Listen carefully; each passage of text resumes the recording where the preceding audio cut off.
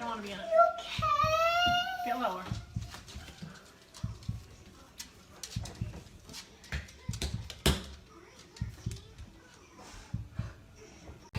I just want them back. I just want them to come back. And if they're not safe right now, that's what's tearing me apart. Because if they are safe, they're coming back. But if they're not, this has got to stop. Like, somebody has to come forward. Tell them you love them. You're welcome. We love you. Say love you. Candy. Oh yeah, shoot, that's in here. Objectively say that this is perhaps the most inhumane and vicious crime that I have handled out of the thousands of cases that I have seen. And nothing less than a maximum sentence would be appropriate, and anything less than the maximum sentence would depreciate the seriousness of this offense. Deputies, I would respectfully ask that you take this defendant into custody and have him serve the rest of his life in the Department of Corrections. We are in recess. If this stillness holds you, a quiet gesture helps sustain these long-form investigations. Taking a moment to like the video or subscribe allows stories like this to be examined with the time and care they demand, bringing hidden truths into focus, one layer at a time. I don't want them to really go in the ocean. Ready, set.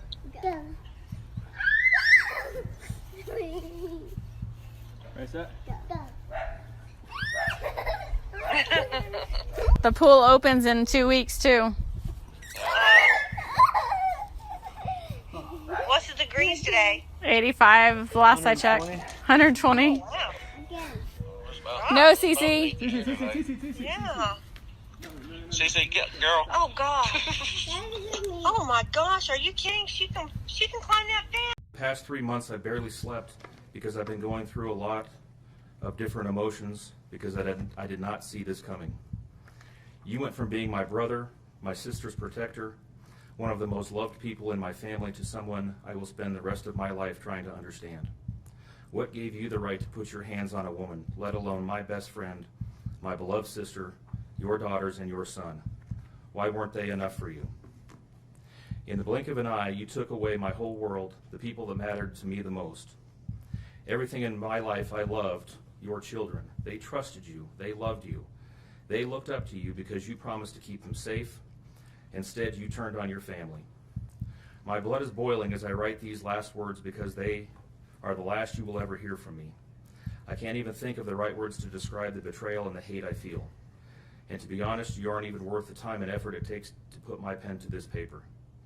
There isn't a day that goes by that I don't cry for my family. They were my whole world. All I do is ask myself why. Why would you do this? You don't deserve to be called a man. What kind of person slaughters the people that love them the most? Did you really think you would get away with this? Did you really think that this was your best option, to throw away your family like they were garbage? They deserve better, and you know it. I hope you spend the rest of your life staring at the ceiling every night, being haunted by what you've done. None of us deserved this. Hearing my mother and father cry themselves to sleep in this hotel room causes me anguish that is beyond words. I can't describe how this feels, how badly my heart is breaking for my poor parents. We trusted you. You have taken away my family from this earth, but you can never take them from my heart. You took away my privilege of being an uncle to the most precious little girls I've ever known. I will never hear the words Uncle Frankie again, but you will never be called Dad again either. You'll never be able to put your hands on another woman, let alone my best friend, my beloved sister, and your son. I just can't comprehend how they weren't enough for you. Shanann, Bella, and Cece loved you more than anyone. You were their hero. How could you destroy the people who loved them the most? I pray that you never have a moment's peace or a good night's rest in the cage you'll spend every day of your life in. A cage you are privileged to live in because my family isn't evil like you. We begged the district attorney to spare your life because despite everything, we believe that no one has the right to take the life of another, even someone like you.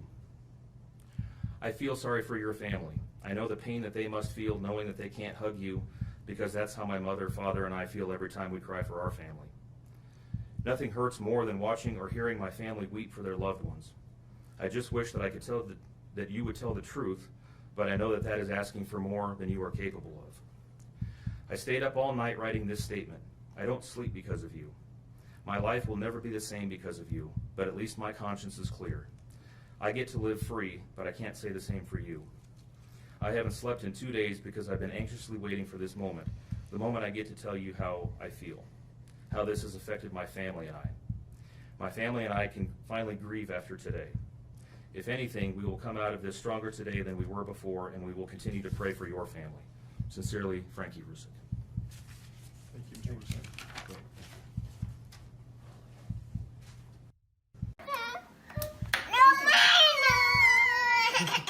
Girls. Oh, CC Bella. Okay. You want chocolate? No chocolate? If you want chocolate, you just get this bowl. You want this one? Bigger one? We're gonna go. I love you too. This is the morning. This is why I love that I thrive.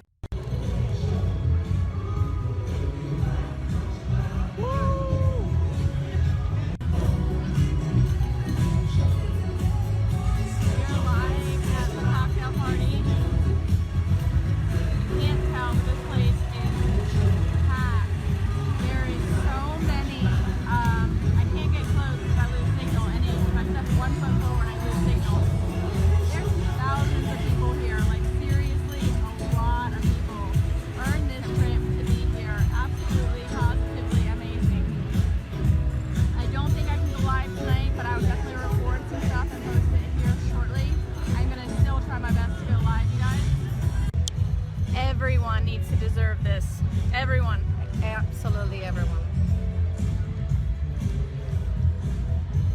Tell them how much fun it is. It's amazing. This place is nuts.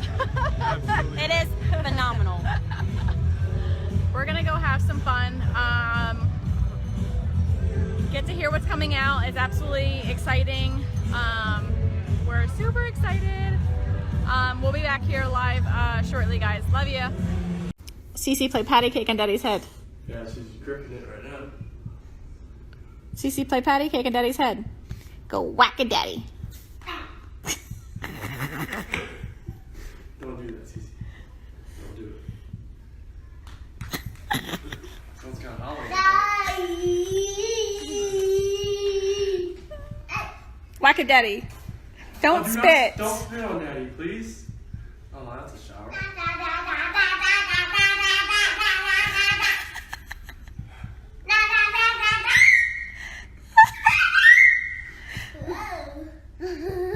Careful, Bella, don't fall, okay? Whack a daddy. Whack a daddy. One more time, Daddy. Whack a daddy. Whack.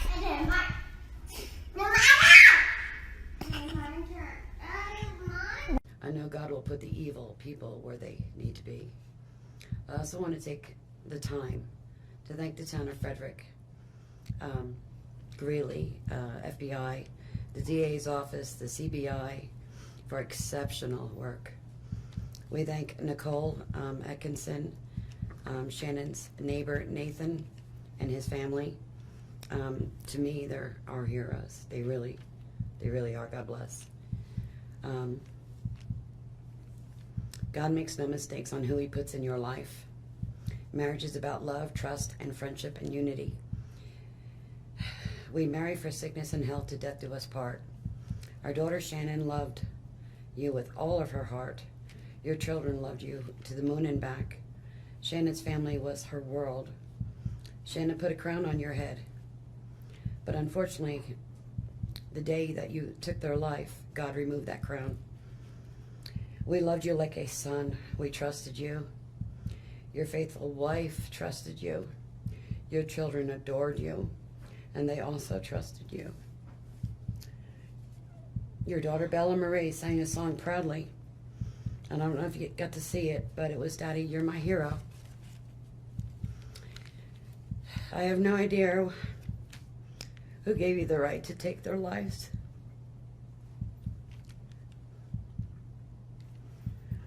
But I know God and his mighty angels were there at that moment to bring them home to paradise. God gives us free will.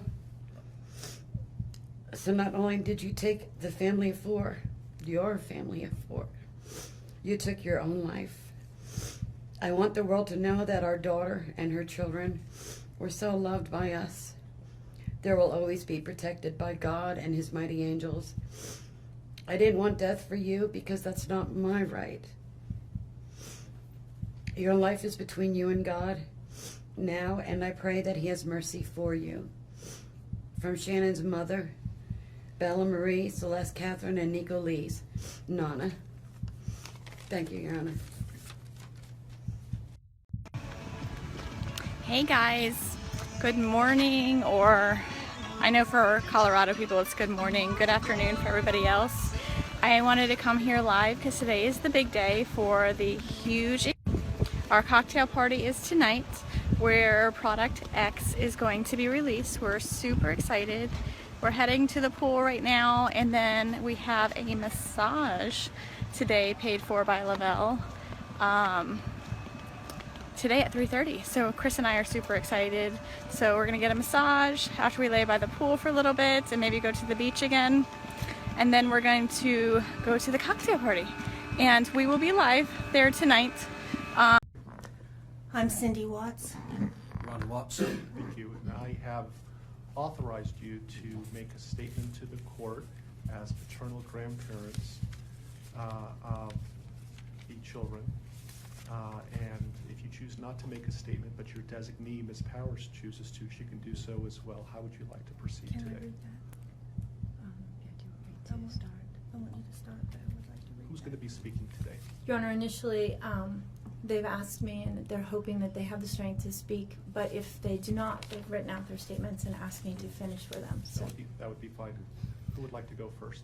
if I could start, Your Honor. On behalf of the Watts, Your Honor, and to the community, we thank you for the opportunity and the recognition under the Victim Bill of Rights. We come today as the grandparents and the parent of the daughter and children whose life was taken in this case. We are not here to ask for leniency. We are not in any way condoning or tolerating the crime that has occurred and the pain that has been caused. We join in our daughter-in-law and grandchildren's family in saying this should never have happened. This is not condonable.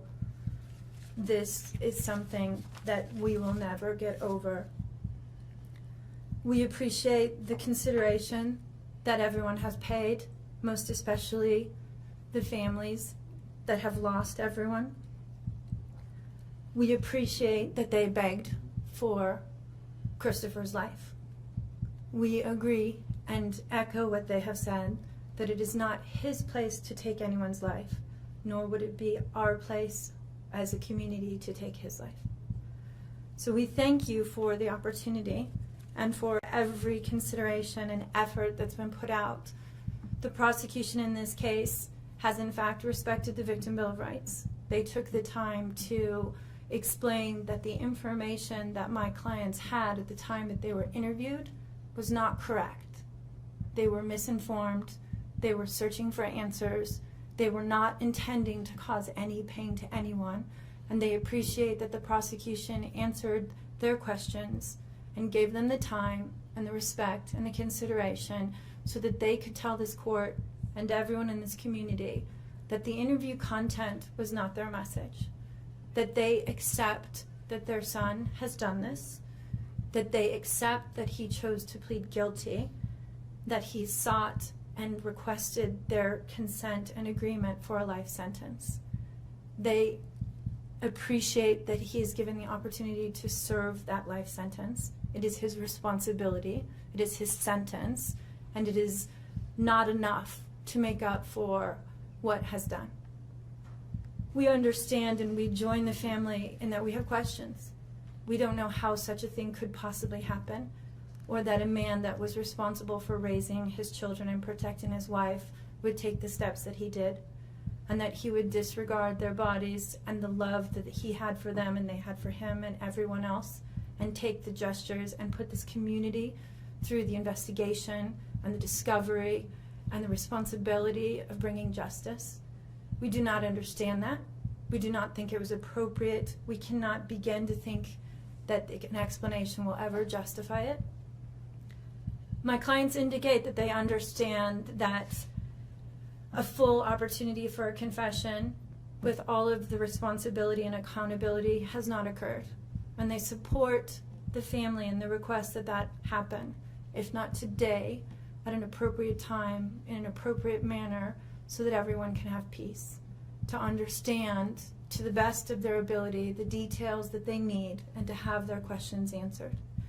And by giving this opportunity of a life sentence, we hope that he embraces that moment. That had the death penalty been pursued, there would not have been an opportunity to be accountable and to give a full confession. And had the death penalty been sought, counsel would have fought for his life, the prosecutors would have been engaged in a multiple-year battle, the families would have been torn apart, this community would have had to subsidize it and endure it, and we have so much respect and gratefulness that that did not happen. We would strongly encourage Christopher Watts to give that full confession in the tone and in the timing that he thinks is appropriate with the guidance of his counsel. We feel that it would be appropriate and helpful to ease the pain and the suffering. But we also say we don't think that there's anything that he can say that will ever account for his behavior. There's nothing that can be done to cure the harm he has caused. And he has the responsibility to serve his sentence with dignity and with regard for everyone, and to spend every breath that he has left in an atonement for what he has done. Do you want to read it? Yes. If I could just have you state your name for the record. Cindy Watts. Thank you. My name is Cindy Watts. I am the grandmother of two beautiful granddaughters, Bella Marie, Celeste Catherine Watts. I am also the mother of Christopher Watts, who I will be directing most of my statement to.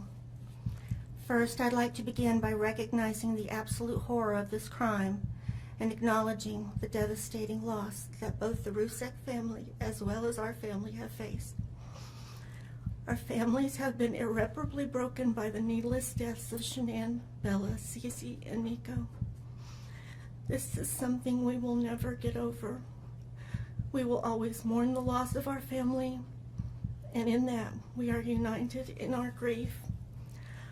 I am still struggling to understand how and why this tragedy occurred. I may never be able to understand and accept it, but I pray for peace and healing for all of us. Now to my son Christopher. I have known you since the day you were born into this world. I have watched you grow from a quiet and sweet, curious child who Bella reminded me so much of, to a young man who worked hard in sports and later mechanics to achieve your goals. You are a good friend, brother, father, and son. We have loved you from the beginning, and we still love you now.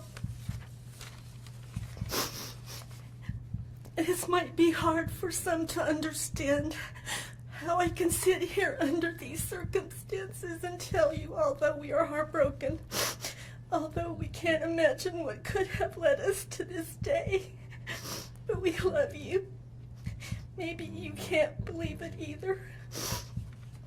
As the Lord said in Jeremiah 3:31, I have loved you with an everlasting love. Therefore, I have continued my faithfulness to you. And you, as your mother, Chris, I have always loved you, and I still do. I hate what has happened. Your father and sister and I are struggling to understand why. But we will remain faithful as your family, just as God remains faithful because of his unconditional love for us all. We love you. And we forgive you, son.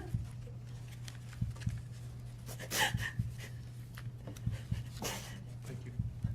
Judge, if I could read Mr. Watts' statement. Yes.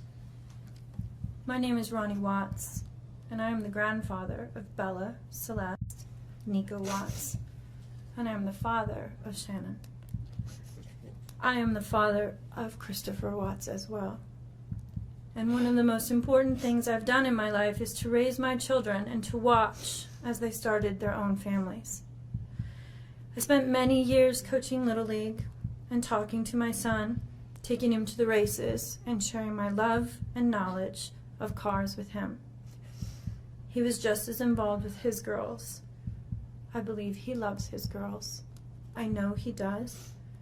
This tragedy has impacted my family in so many ways. Beyond losing my precious grandchildren, our beloved daughter-in-law, we are forced to question everything. We still don't have all the answers, and I hope one day, Christopher, you can help us. Chris, I want to talk to you as a father and son. You are here today accepting responsibility, but I want to tell you this now. I love you. Nothing will ever change that. And I want you to find peace. And today is your first step. The Bible says if we confess our sins, God is faithful and just and will forgive us. Chris, I forgive you, and your sister forgives you, and we will never abandon you, and we love you. Dad. Judge, thank you for the opportunity to address the court.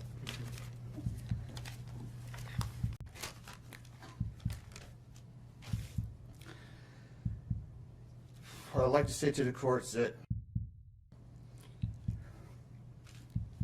Shannon, Bella, and Nico are loving, caring people. They love life. They love being around people who love them. They always had good times.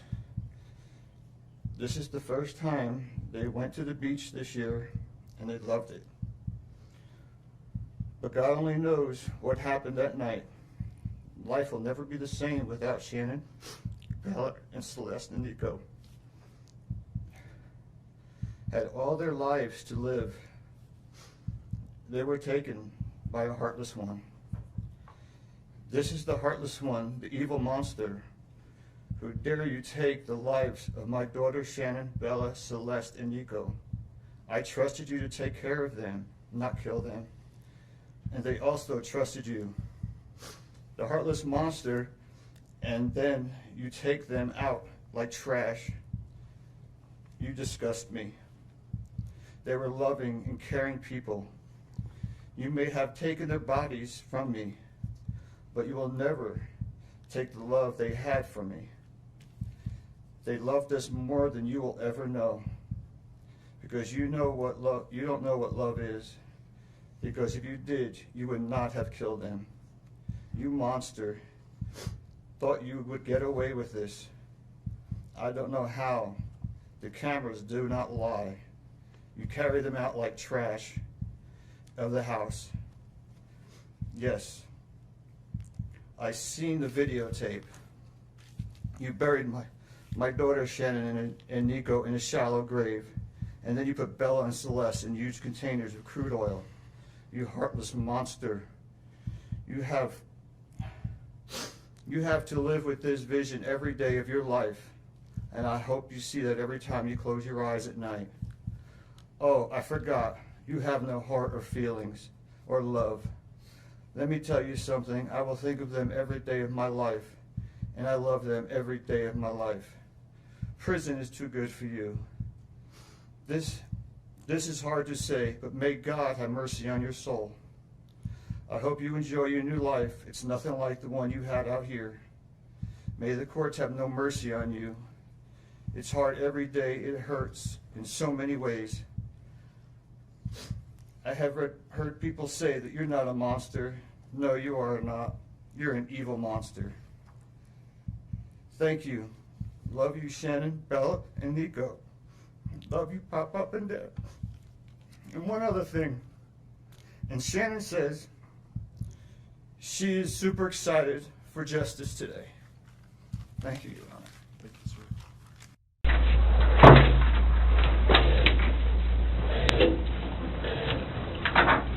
So I brought Graham in here because we want to talk to you about the results, okay? Okay.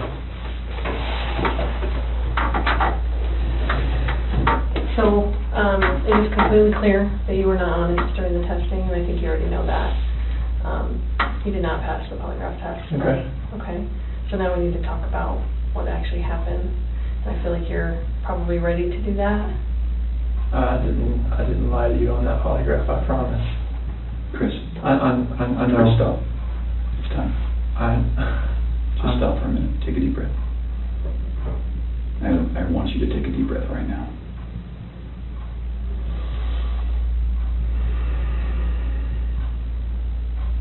There's a reason you feel sick to your stomach. And when people hold stuff inside, it makes you physically ill. And I can just tell on your face, I could tell from the second you walked in that you were wanting to just come clean and just be done with this. And I appreciate that because you knew sitting down in that chair that you weren't going to pass today. And you knew I was going to find out because I told you that. And then you continued to stay knowing that you could, at the end, say, you know what, I just need to get this off my chest. Like, I just need to tell you what happened.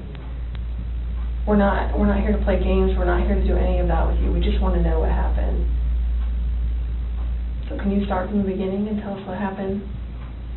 Everything that I've told you, I did not lie on this polygraph. I don't know how much I could tell you right now. Like, I did not. It's not even an option right now because you did not pass the polygraph. So I know you were being deceptive. So that's not even an issue right now. The issue right now is what happened to Shanann, Bella, and Celeste. That's the issue right now. Okay. Okay. So let's talk about that. I know you want to tell us.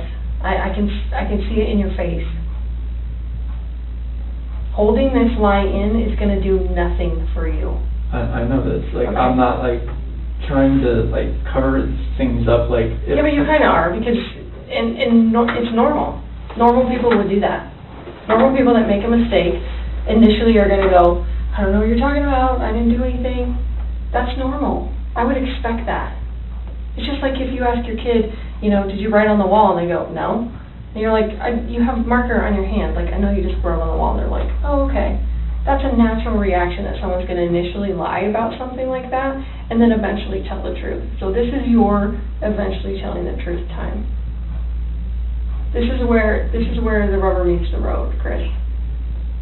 Like, don't let this continue any longer, please. I'm not trying to make anything continue. Like, I want them back home. Like, but you know they're not coming back home. You know that. I don't know in the back of my head. I hope they come back home. But you know they're not. I hope they come back home. Mm-hmm. And I don't know they're not coming back home. Chris, Tammy and I are confused, okay? And here's what we're confused about. I told you that we've done some work overnight. Yeah. I told you that we've got a lot of leads, okay? That wasn't a lie. I know. We know a lot more than you think we do, okay? And here's where we're confused. You're this great guy, and I'm not just telling you that, okay? I'm telling you that because everyone tells us that, okay? We can't find anyone to say anything bad about you. Chris is a great guy. He's a good father. He's a good man. We're confused as to why you're not taking care of your beautiful children. I'm not taking care of them right now. Right now. Where are they? I don't know where they're at.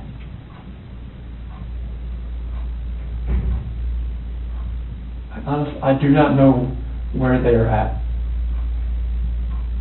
If I could have my babies back home right now, I would. I want them back. I want everybody back. That is the God's honest truth.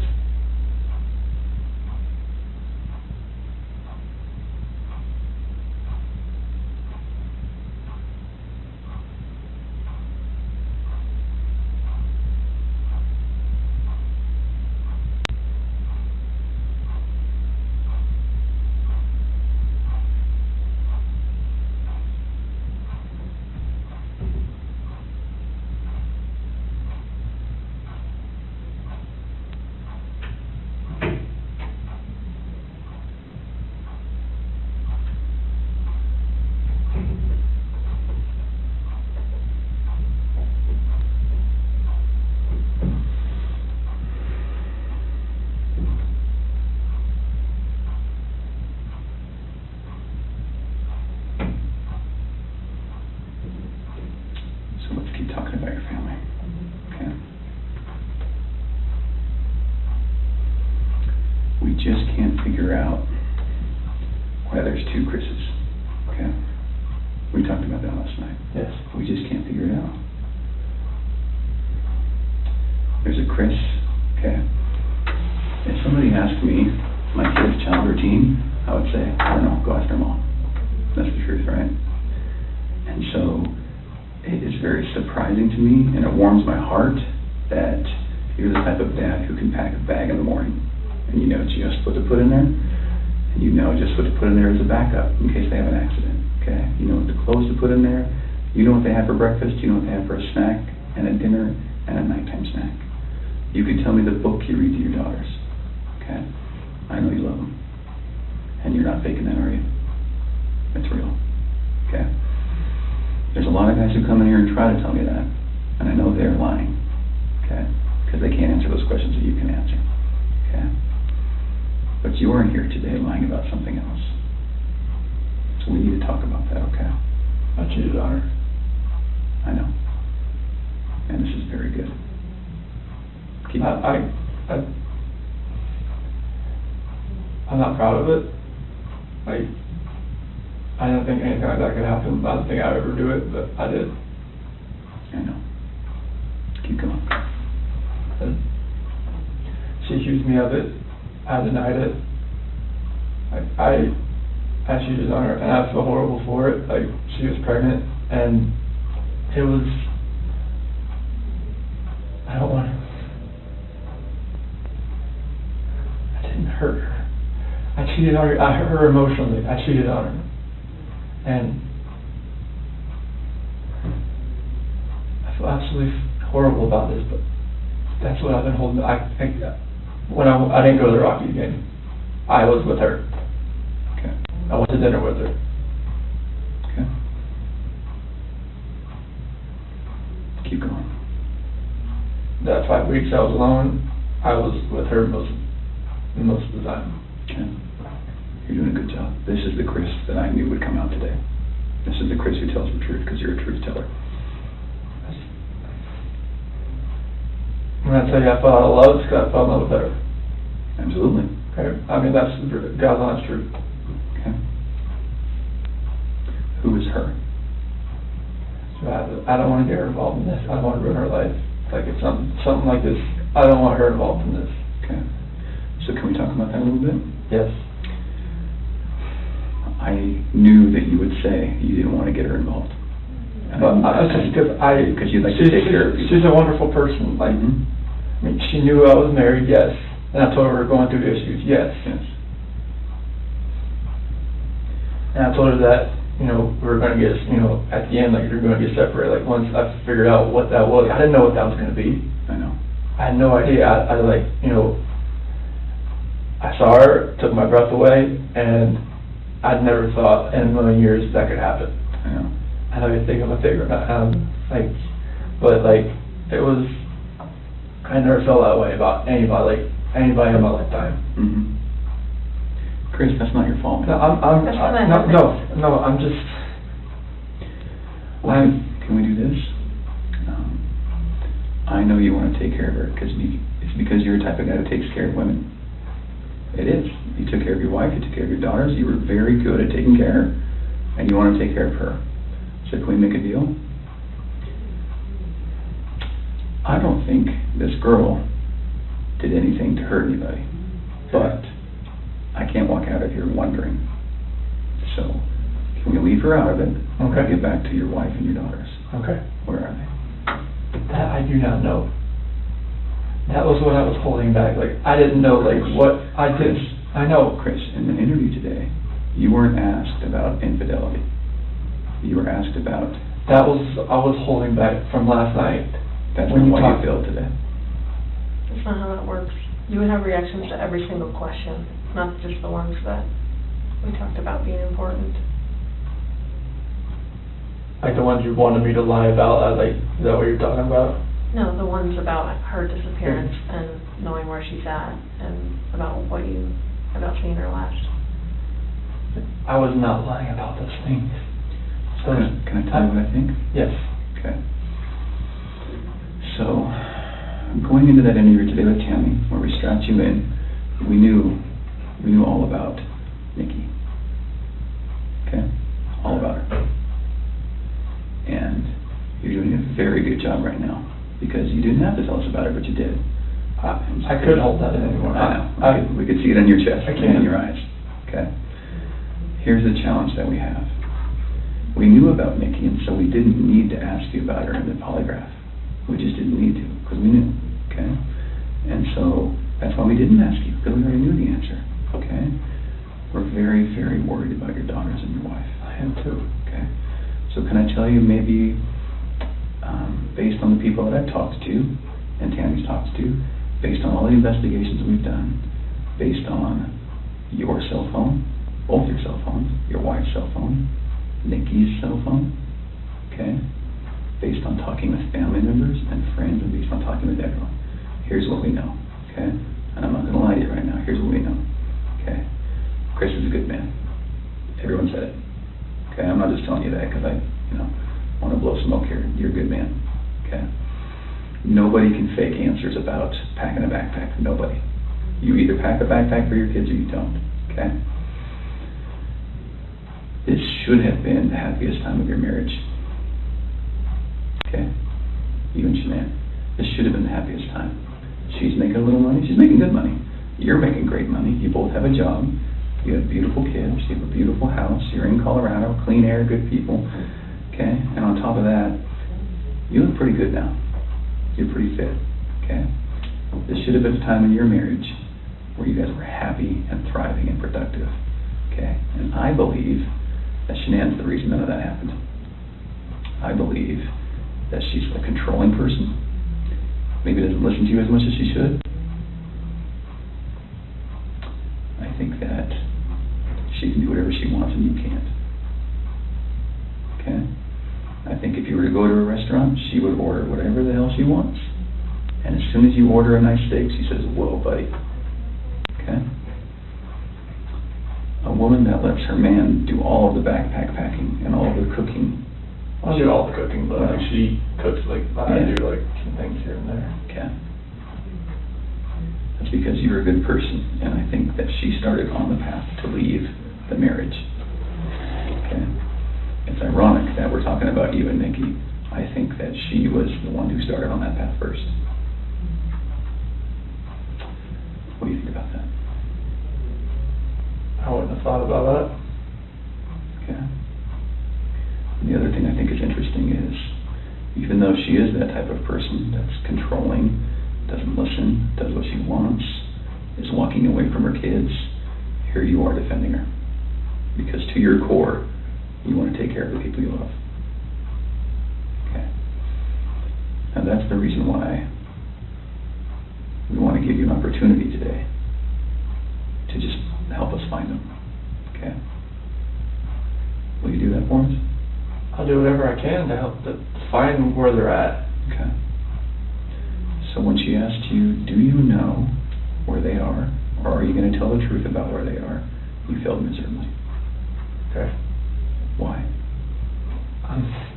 I'm a nervous person. Like every question I asked, every question, it felt like I wouldn't say the right thing. That's not how the polygraph works.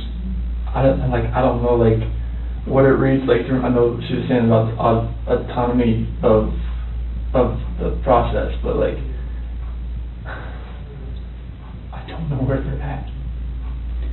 Chris, right now your dad's outside. He flew across the country to help you. Okay. You're lying to him.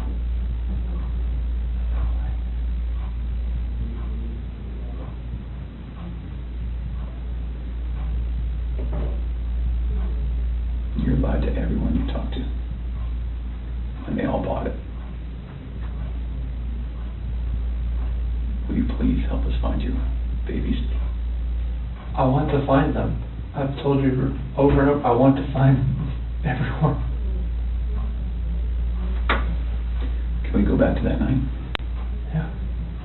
You know that we have texts, and we know that there's an Alexa in your house, and you know that those are trained to record distress. Okay. You you know that we know the content of Nikki's text messages and your text messages and Shanann's text messages. Okay? I didn't know you knew who Nikki was until tonight, right now, so. Okay. Tell us about that night again, and please tell the truth this time. I told you the truth. I promise I've told you the truth. Like, I woke up at 4 o'clock. I woke up at 4 o'clock. Got dressed, got ready.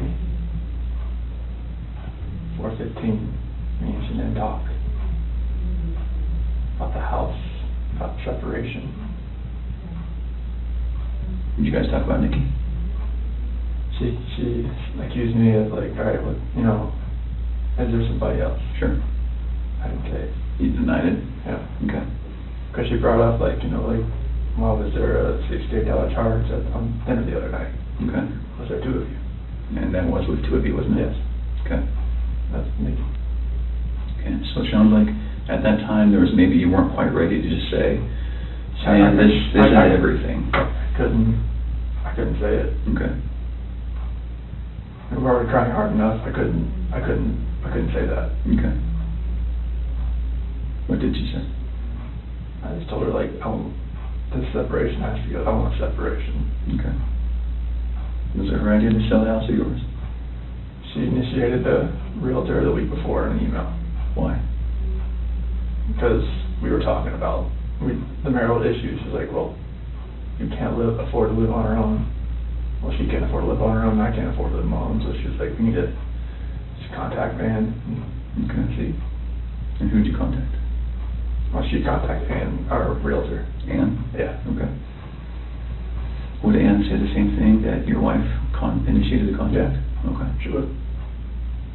And then on Monday, I texted her to see if what she could do. Okay. And that's in there too. You probably already knew that. Tell me about the pregnancy. Was that your idea or hers? She said she was about 80-20.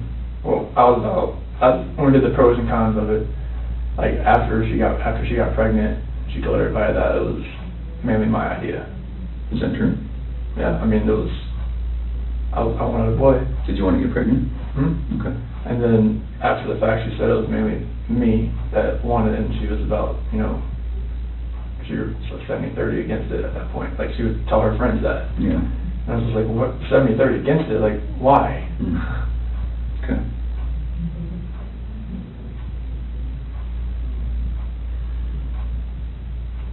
Can you understand that some of this just doesn't make sense to us? Okay.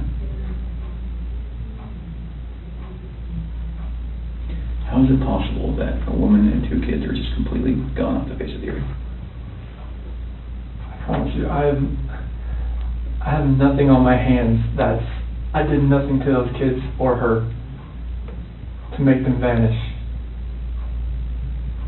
So tell me what happened then. I believe you that you did nothing on your hands. What happened? When I left, I mean, it's on video that I left and I was in my truck. I didn't like load anything into my truck besides my tools, my container, my book bag, my water jug, my lunchbox. Okay. But then what happened? I drove out of the driveway. No, before you drove out of the driveway. What happened with your wife and your kids? I didn't do anything with them. They were still in the house. Where are they? Where did they go? I don't know, sir. I really don't know. Your wife's not the type of person to vanish. I know she's not. She had 10 things on her schedule that meant she was going to be there the next day, that day, the day after that, with friends, with a doctor. Okay? She didn't leave because she wanted to. Okay. So what happened? I didn't do anything to her or the kids. Was it an accident? I didn't do anything. Was it an accident? There was no accident. I don't know if there was an accident in the house. I wasn't there for it. It's a big deal if it's an accident, because we can work with that, Chris. No. And I think that's maybe what happened. I did not cause an accident. I didn't do anything to my wife and kids. Was it a misunderstanding? There's no misunderstanding. Like, we had that talk. There was a misunderstanding where I didn't tell her about the affair. Okay. I didn't. That was the misunderstanding. Like, miscommunication, misunderstanding. Yeah. Good. But I probably should have told her right then, honestly. I mean, everything was out on the table anyways. Right. I should have just told her right then. But I didn't, because I just couldn't bring myself to do it. What was your plan? What were you going to do? I mean, how was the separation going to work? Like, once we got separated, I would get my own place, and then 50-50 split with the kids, that's what I was hoping. What about Nikki? Take it slow and just see if anything develops, like when I'm, at my own place. Okay.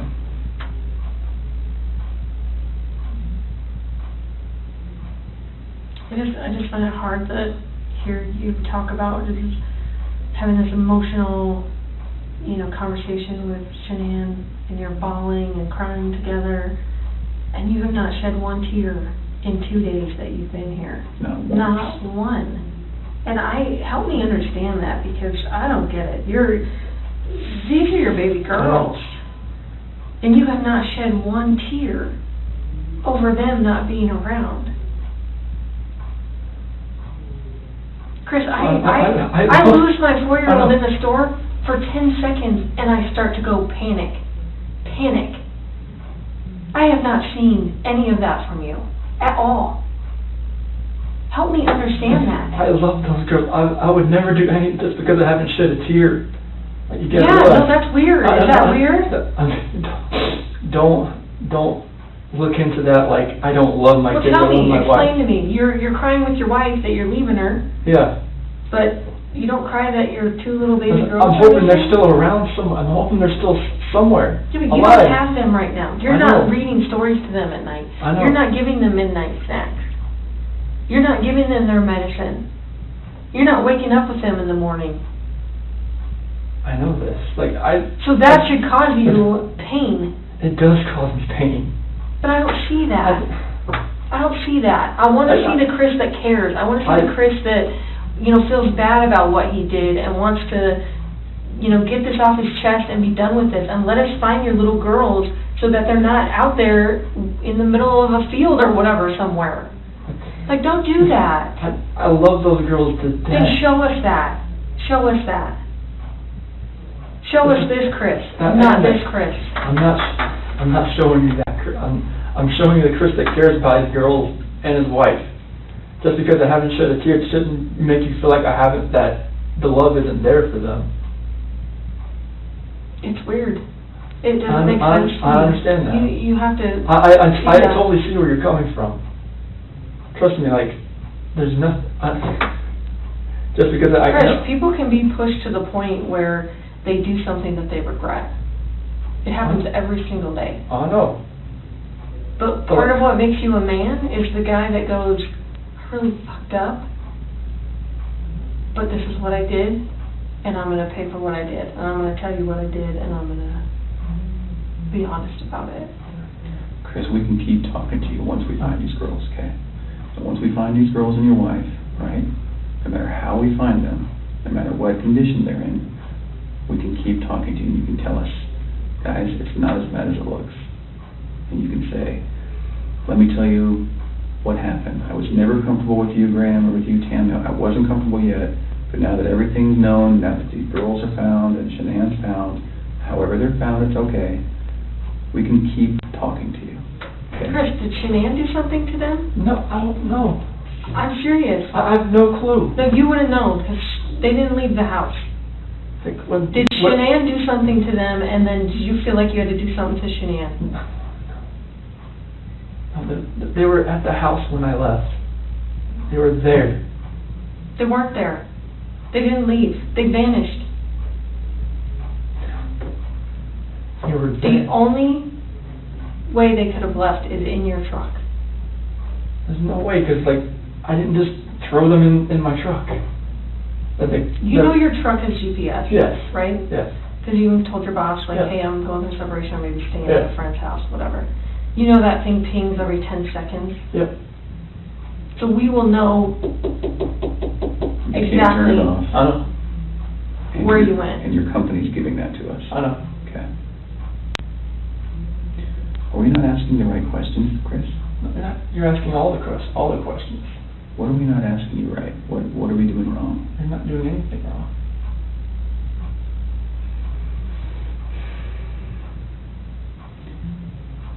Did Shanann do something? If she did anything to these kids, we both love them with all our hearts. There's no way. It could have been an accident. Something happened in the house that you know about.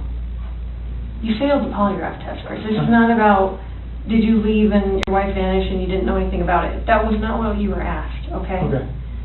We know that something happened to all three of them. But I want to know, did something happen to these baby girls first that you had to take into your own hands and deal with? You had to clean it up for Shanann. Chris, you gotta tell us. There's something that happened to these baby girls.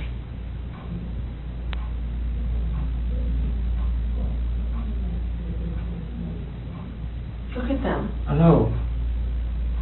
Before you came in, I was just watching videos. We have no doubt you love these girls with all of your heart. I have no doubt. But we make mistakes. And that's okay. It's what we do with those mistakes that make us who we are. Chris, it seems like you're thinking about it right now. What are you thinking about? She couldn't have.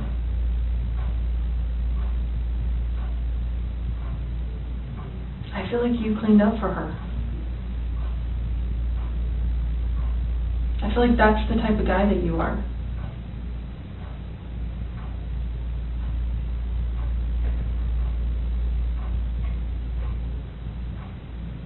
Which one of these has the breathing thing? Well, they both have inhalers, but she has the EOE. Encephalitis esophagitis. Did she have problems breathing?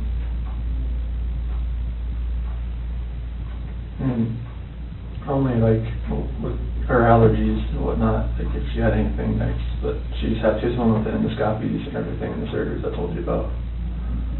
Do you think she had trouble breathing that night? And Shanann freaked out?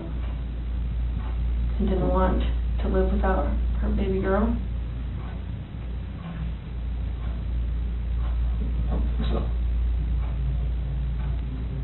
Did you hear about the homicide that happened in Aurora, where the guy beat that family to death with a ball-peen hammer?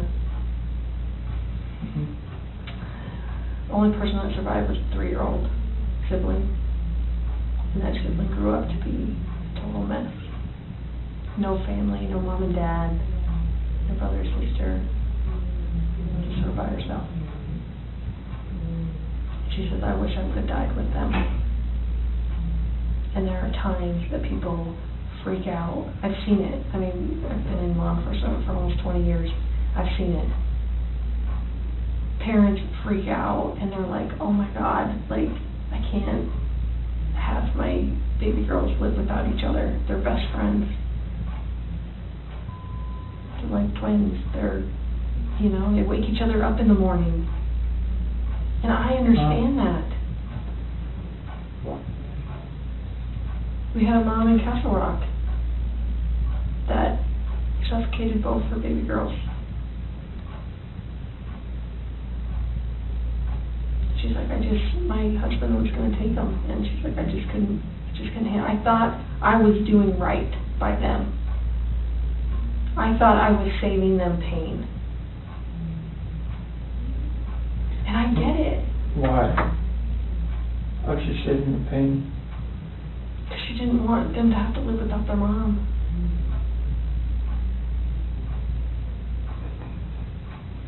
Chris, this is a weight that's going to be on you for the rest of your life until we resolve it tonight.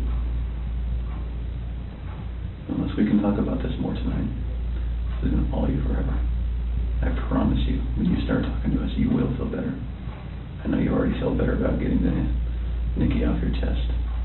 Please don't like involve her in the news or anything like that. She can't do that. You gotta help me. I know.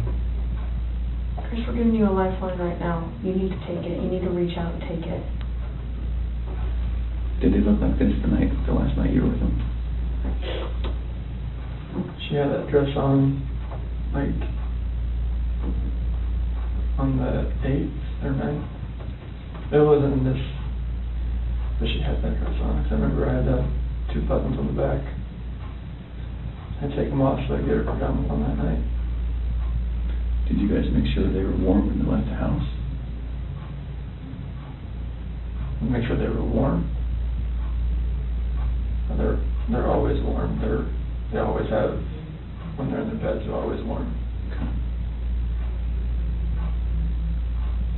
Were you guys taking care of them at the very end?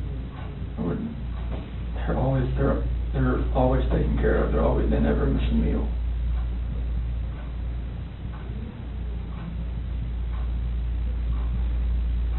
Chris, you took them out of the house with their blankets and their animals. Like, that's because you cared. That's what a caring dad does. I mean, I'm always caring for these kids. There's nothing in this for my life.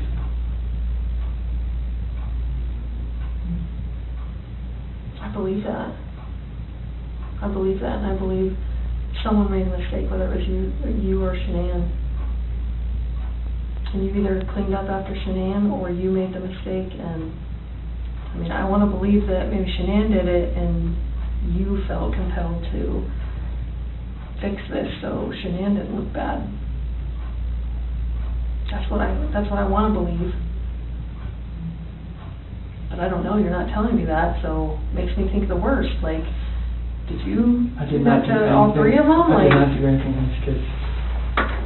Not do anything. What did Shanann do to them? Tell us, Chris. Chicks are crazy. Can I talk to my dad or something? Absolutely. Do you want to bring him in here? No, I just can't talk to my dad. Like, I flew across the country. Hey, Chris, I can't. how about this? If we brought your dad in here, would you please tell him what happened? Can I just go talk to him? I've been in here for like 5-6 hours and I'm like... Absolutely. Chris, look at me, man. It's not going to feel any better. He deserves an answer. It's your best friend. There's only one person you wanted here most, and it's your dad. Yes. What would you tell him? I love him, and I just want him to be by my side. Okay. He knows more than we do that you're a good man. And he knows as much as you want to protect your wife, Shana. I think he would tell you to do the right thing. Before we get him... Can I go out there and talk to him?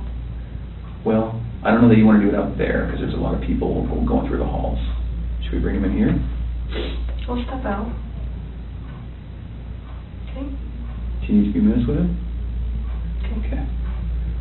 Can we just ask a couple more questions?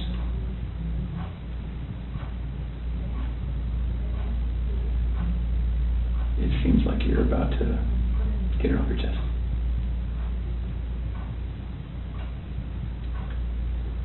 Is there any way that you can help us understand more about Shanann and why maybe something happened,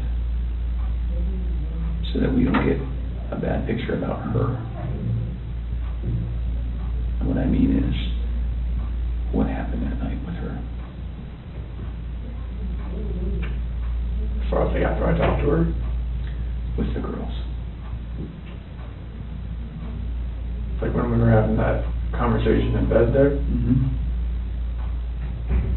Like when I talked to her about the separation and the house, and she asked me about the affair, and that's how that conversation went. Okay. She was distraught. She had like mascara running down her face, all that. I mean, it was emotional. Well, how about this?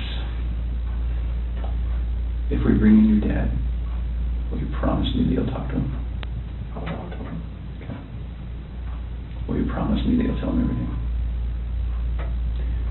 Would it be easier if you told him and he told us? I don't know. Okay. I don't know if that's going to be easy or not. I tend to think it's not. I think you're the type of guy that needs to take responsibility because you always have taken responsibility. You've always made the right choice. So I guess I'm just worried that if we bring your dad in here, that could distract you. What do you think? Distract me from like talking to you? Yeah. I just need to talk to him. Okay. All right. I know you'll do the right thing. I do. I don't know how long it's going to take. I think that you need to think a little bit more about that. Okay? And you need to realize that your dad is not going to stop loving you no matter what you tell him. You are his child, and he will not stop loving you. Never. Ever. And this is not the last chapter in anyone's story. At all. Okay?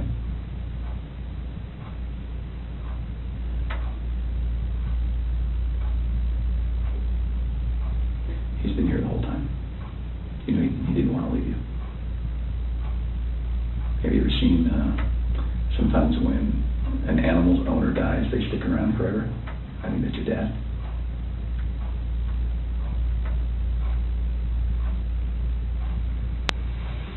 Poor guy didn't want to leave today, okay? So, keep that in mind. He wants to hear it all.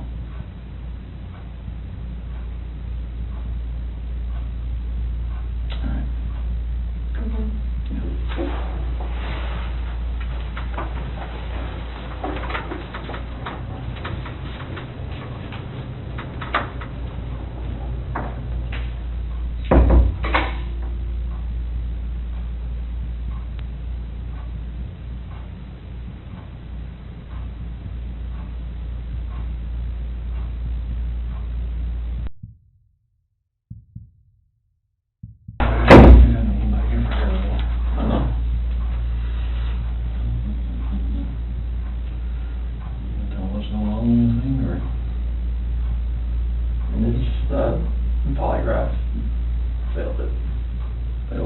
There, because there's too much emotions. So I mean, they're not gonna let me go.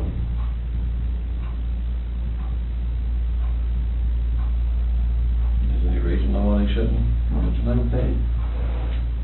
They know I had an affair. And they know. I can't complain about that.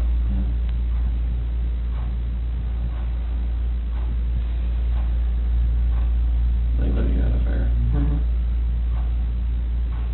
Anything else you want to tell me? What's going on, or what happened, or anything? Or you know anything about?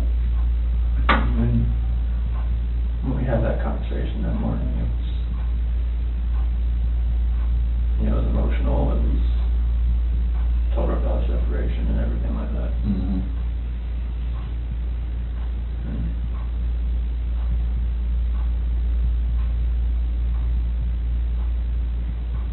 What happened after that? I mean, I went downstairs and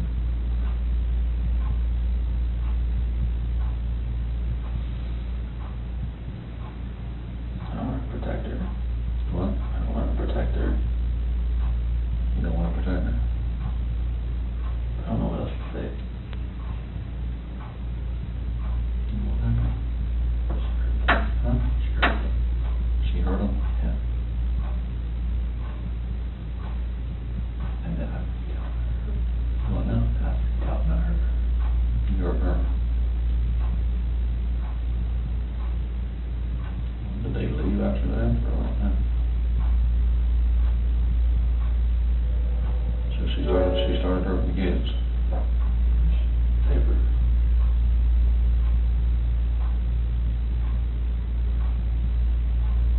Talk to you guys, what happened?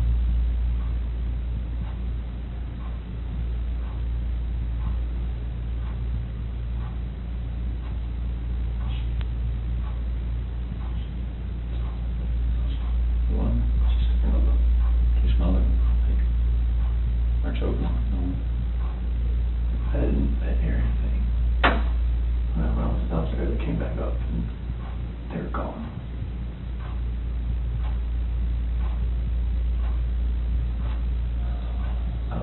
talking to her about that.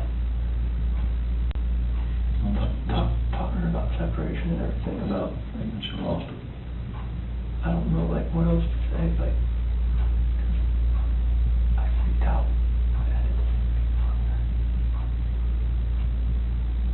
Those are my kids.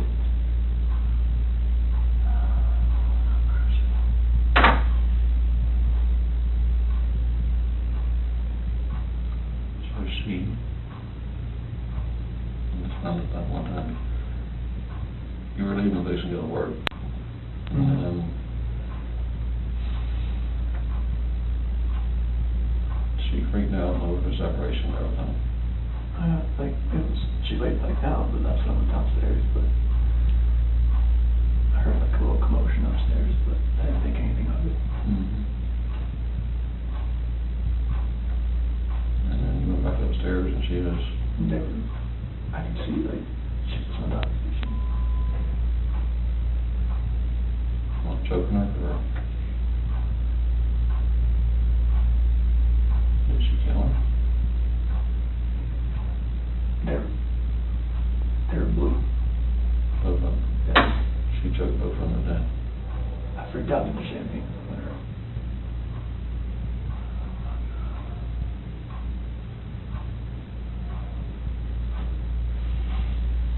I don't want to say. I don't want to say it though. No, just...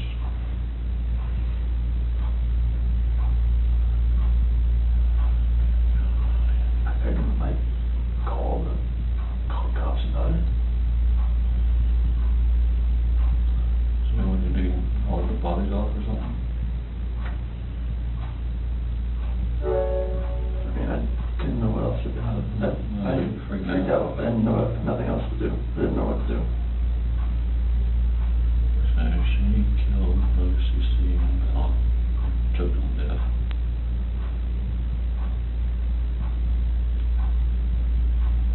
You lost it and choke her or... That's just rage. I hadn't...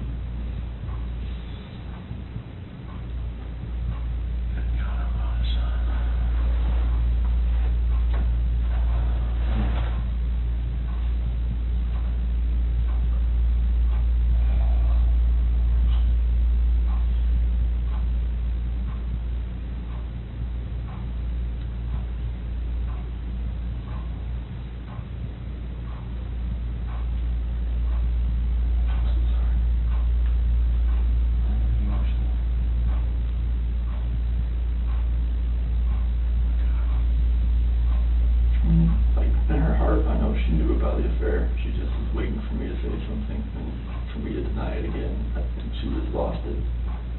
That's when she went off and told her about it. That's when the crying, like, happened. And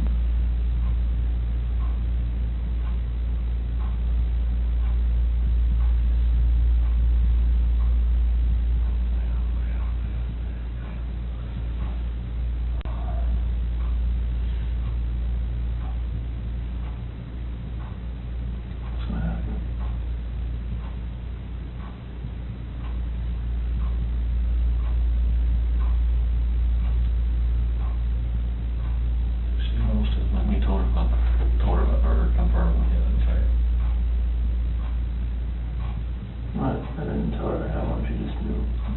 She just knew. I could deny all I want, she just knew.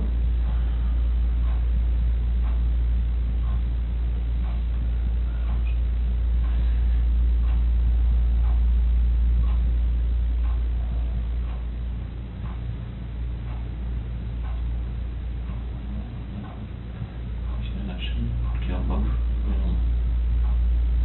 over... separation over the affair. I think she just knew, like, the affair was happening, but I just denied it.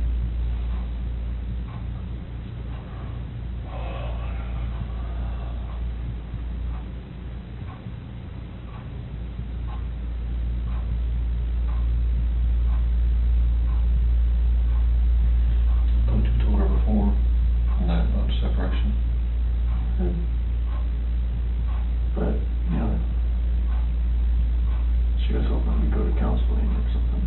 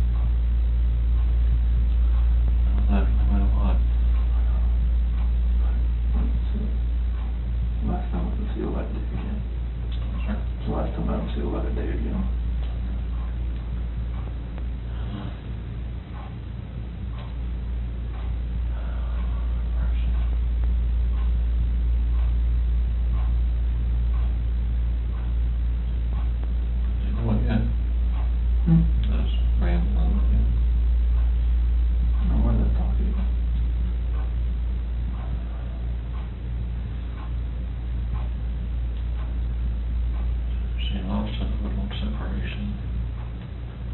Pretty much knowing the affair was going on, but we just profusely denying it. We did.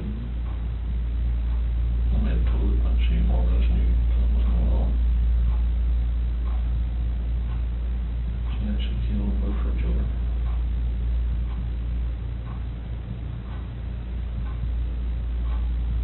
And you snapped.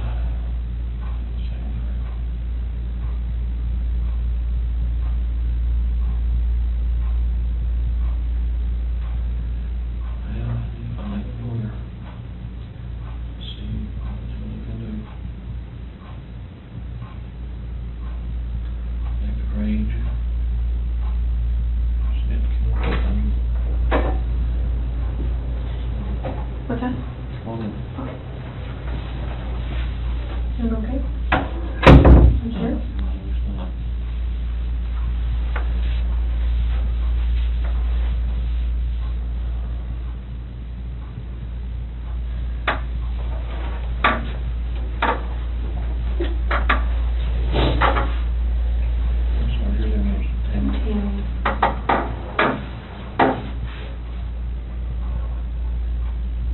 Chris, help us work through this with you, okay?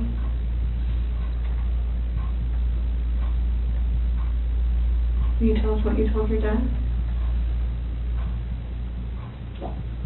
After that conversation, water up there, son. No, you're fine. Yeah. After that conversation we had, and she accused me of the affair, she, in her heart, she knew what was going on. And she knew about the dinner the other night. It was too much for just me. She knew about what now? When I told her I went to a Rockies game, I went out to bed.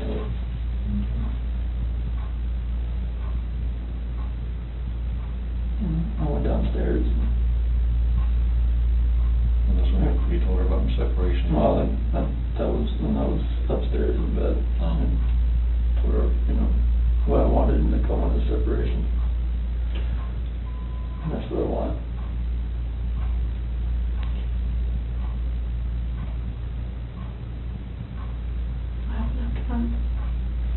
I went downstairs and started packing up a few things. And I heard a couple of things upstairs, but I didn't think anything of it. I continued this, own thing and get ready to get everything packed up.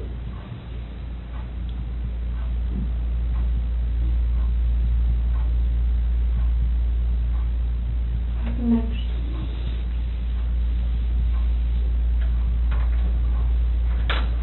I went upstairs and I was going to talk to her again. And I saw on the monitor, Bella's covers were like pulled off and she was just laying there. She was just hot.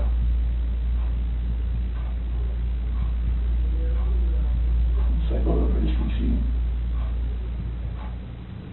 she was in there with her on top of her.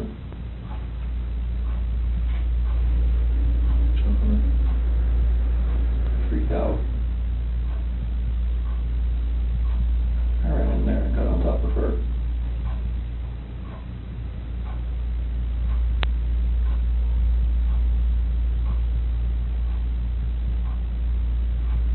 What'd you do?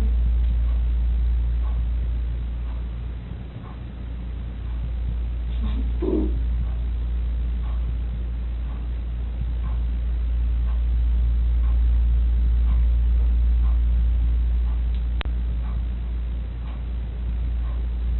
Those are my babies.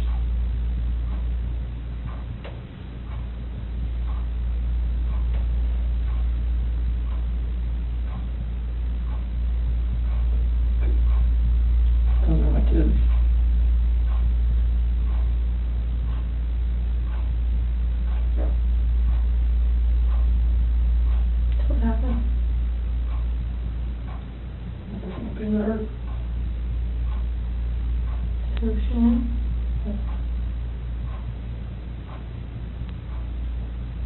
Where were you at?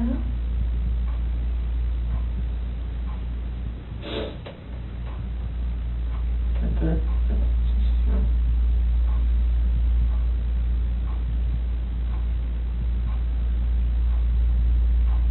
Right back in our bed.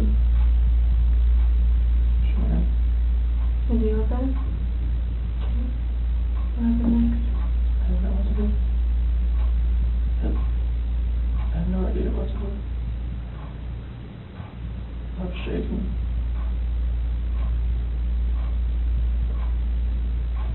Like both my kids are blue and they're gone.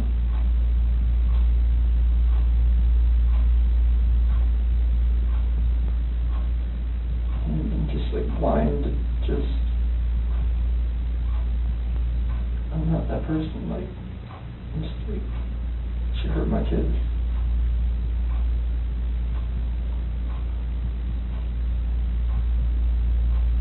Like I had to do the same thing to her.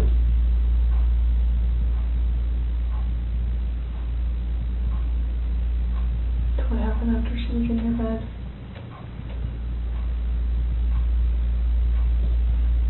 And there, I didn't know what to do. It was, she's back and just cover her up.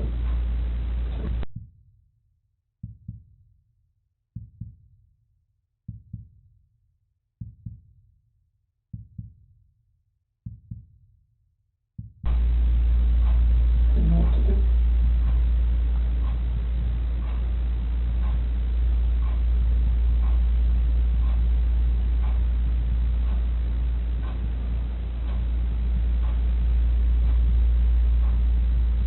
Where are they now?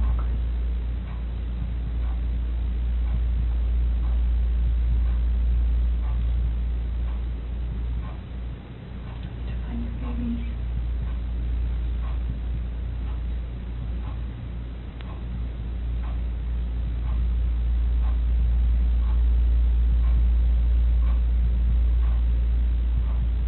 Did the hard part. All you have left is to tell us where they're at. We can help you get them out of the cold. They're gone. There's no bringing them back. So where are they?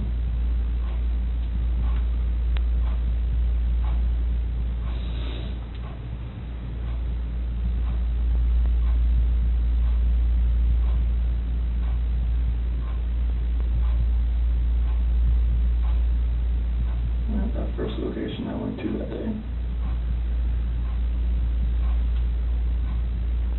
Where at? That's every 319. Where at? That location. Right there off the site. Right there. How did you pick that site? First site I was supposed to take them there. So where would we find them there?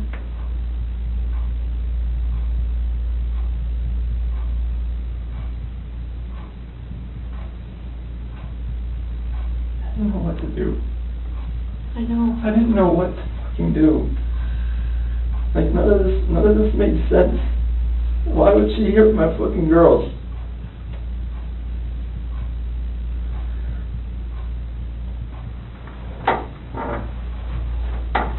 So Chris, are they in something? Are they under the ground? Like, where would you find them? You take us out there? There's no way I want to go out there. I mean, I will if you want me to. I don't want to go.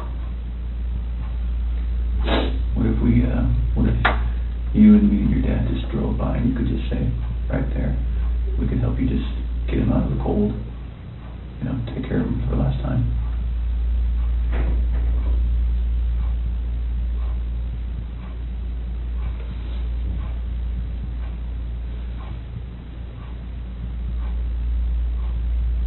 I'm sorry. I know you are. I know you are.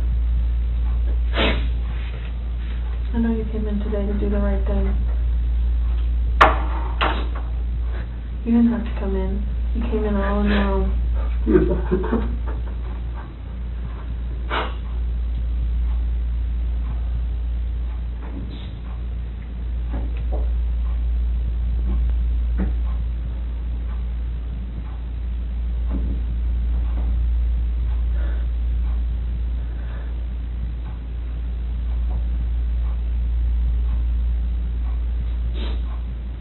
take anything less than me. What? She says, please don't take anything less than me. It's talking about that.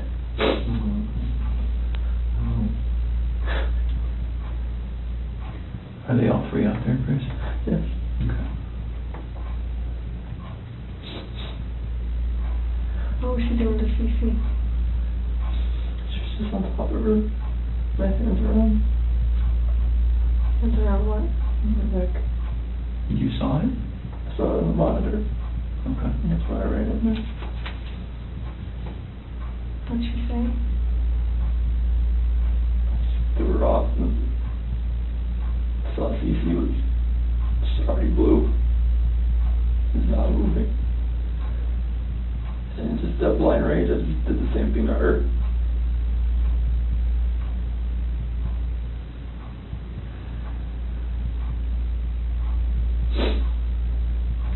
Did you ever go into Bella's room? No. Just pushing it back in. That's no. When I saw her on the monitor, the way she was laying, the bed just sprawled out.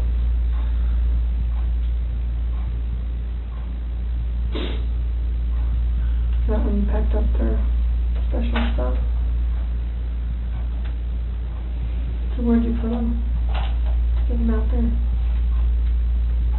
In the truck. Which part? Driver's side rear. In the passenger compartment? Driver's side rear. Right behind my seat.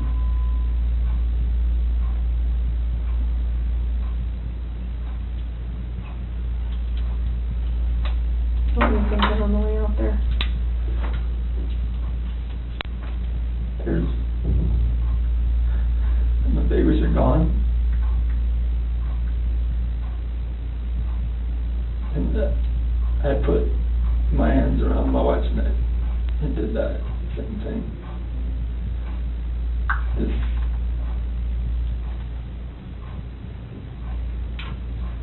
Did Shanann fight back at all when you did that? The rage that I had after seeing that, not much.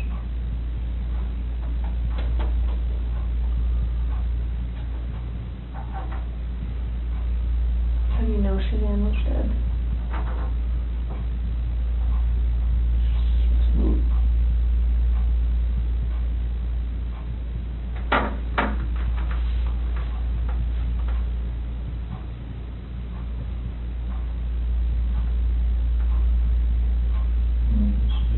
We looked on her Facebook page like 2 days ago. They had this like 4 or 5 foot long baby doll. Mm-hmm. Yeah, laying on the couch with a sheet over it. She ended? Yeah. Before any of this happened. Yeah. That's a good point. So I'm thinking that's not a plan. I don't know. That's a very good point. If I can't see it now, I'm blocked on there. If you look on their Facebook page. What did it say, or what was the It caption? said, what do you say to this? Something similar to that. And a tall baby doll about that tall was laying on one of her couches and had a sheet over it, across the head, all the way up. You can see his feet hanging out, saying like Bella had done that. The kid won't do that. Do you remember that, Chris? What do you think? Just making fun of it. Thought it was funny. Did Bella do it? I don't know. I don't remember. I don't think so. But I don't guess it up. I don't think she would do something like that. I've seen them have their dolls and stuff out on the floor and just covering up waist and stuff and something like that. But then covering their head and everything up like a body laying there or something.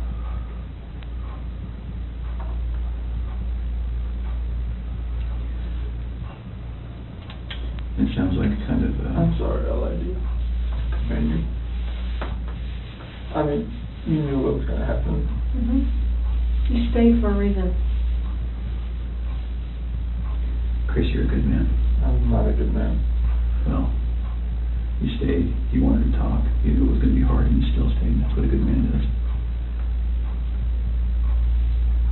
Stayed there for 6 hours and 11 minutes so far. After staring you in the face. We're glad you did. I can see when the rage would come out and see look for kids dead. You don't know. You don't know when you look at you come out and see them move.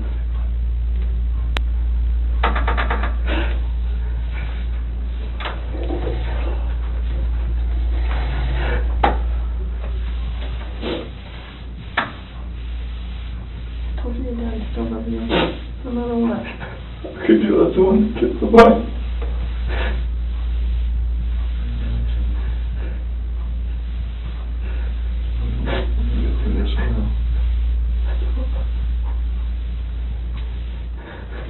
Hey, Chris. Nothing will ever be the same again.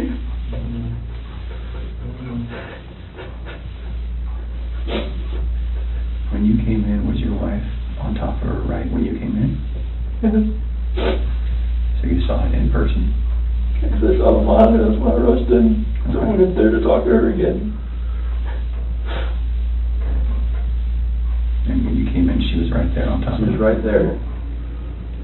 Okay. Her hands on her throat. She didn't know what to do.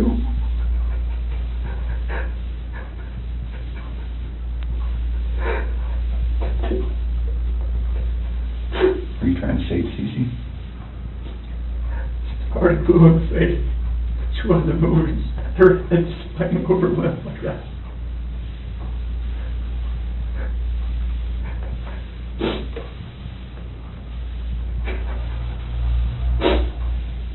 So where did you put them out there? Chris, that's really important.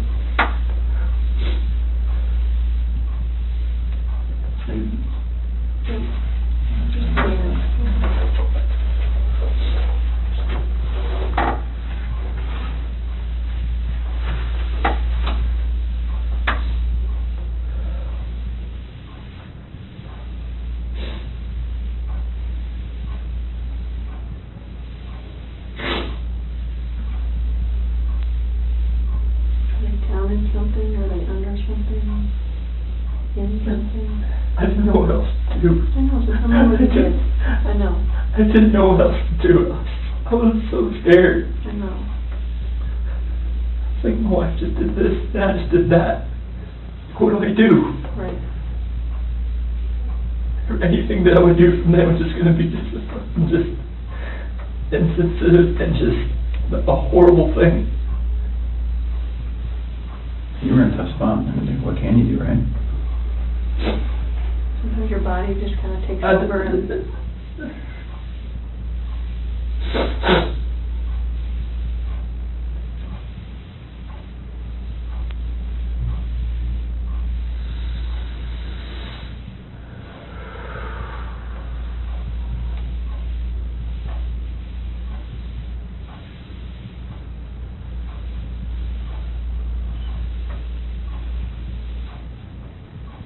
I'm looking at your dad here.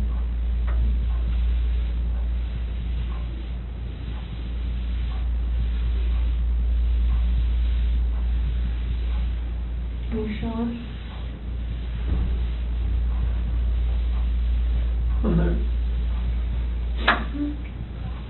What's going to happen? We're going to help him get out of there. Do you Like, what? Would you prefer that one of your coworkers? Oh my God, no. Okay. I cannot have that.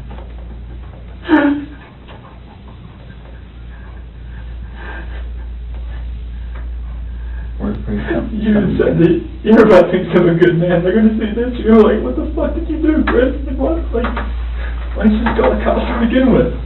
Well, they weren't in your shoes. They don't know. I don't. They weren't living your life. I know, but still, it's like... People are I going to can never, like... We'll just go little steps at a time. How about that? I can't have anybody show you out there, anybody, no coworkers, please. Okay. I mean, they're just going to form their own opinions anyways once they figure everything out anyway. We'll just take little steps tonight then. How about that? Yeah, Do you have to have any of them with you? No. No, we prefer you. Can you and me and Tammy and Ronnie get in the car and just drive out there? Just general direction. Will you just point? Chris, I know they're gone, but they're still your babies, and you're still their dad. You don't want them out there. I don't want them out there. And you don't want someone else to find them out there. You don't, I promise you.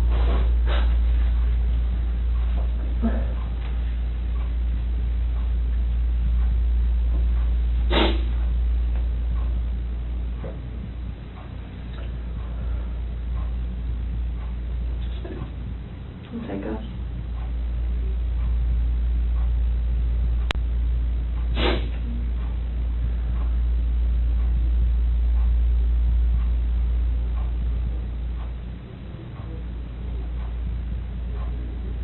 You give us a second so we can kind of get some things arranged.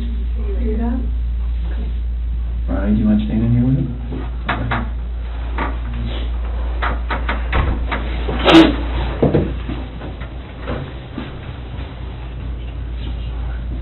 What the fuck is this?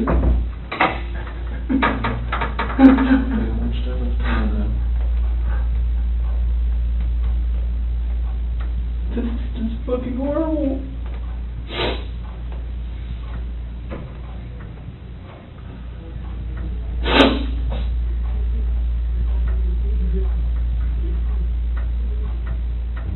The problem is I don't even know if they believe me or not.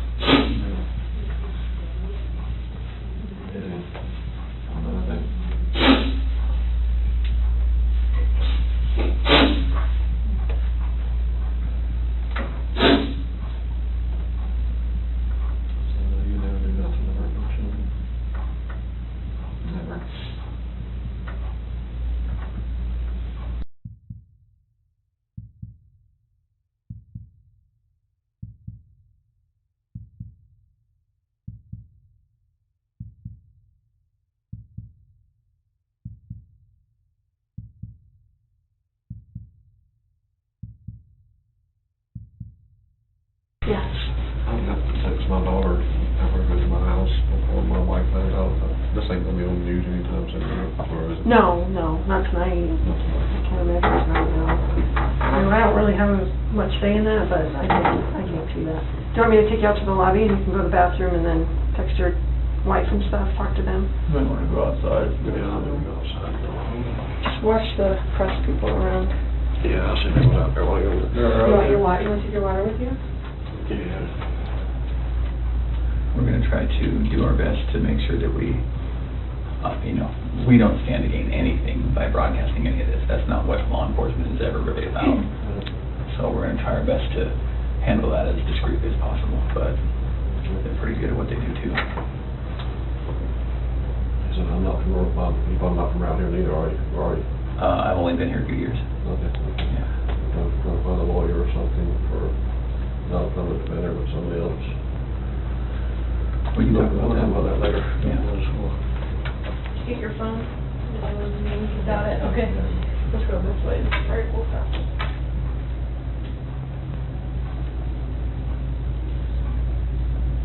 So if you're up for it, we'll talk a little bit more.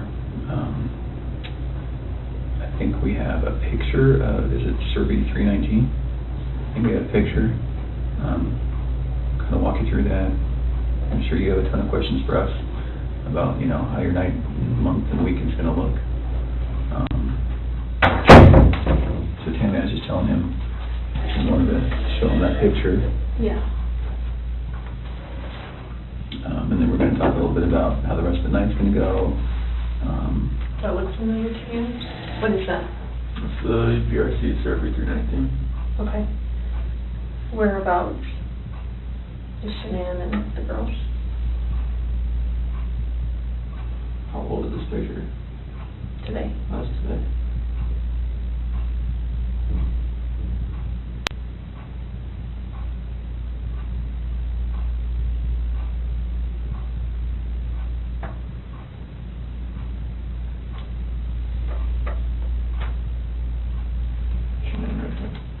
Okay, can you mark it for me?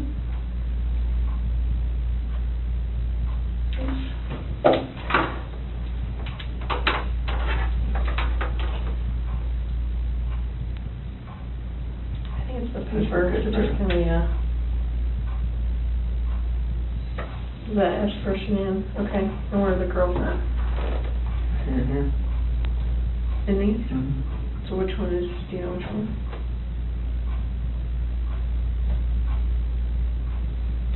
Are they in the tanks?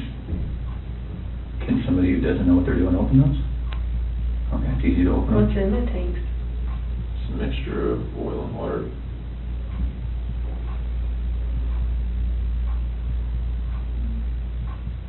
There was a sheet found down here? Mm-hmm. Where's that from? That was what Chanel was wrapped in. What about the girlies? What were they wrapped in? Just in their pajamas? Not with their blankets or anything? Where did their blankets and toys and stuff go? Probably blew away in the wind or something right here. Where did you set them or put them? It was right here with that. So how did you dig this out? I'm assuming that's under dirt. How did you dig that? It's a shovel in the back of my truck. That's what I always have. It's like a work shovel? Is it still there?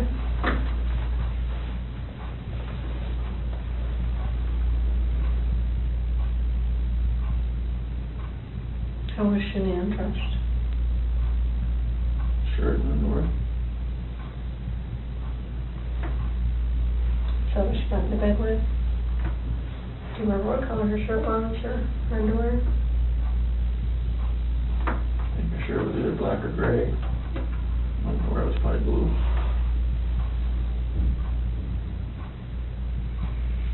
How much time passed, do you think, from the time that she was back in the bed until you put them in the truck?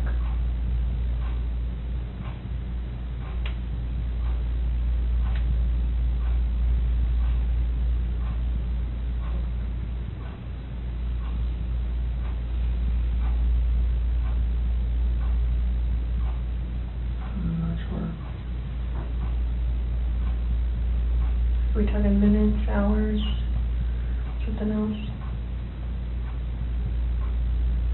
From when I left the house. No, like from when you got her in the bed to when you put them in the trunk. How long a time was that?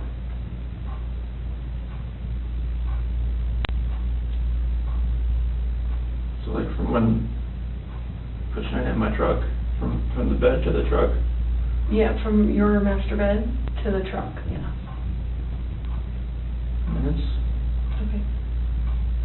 Because you talked about covering her up or something. Yeah. And the sheet.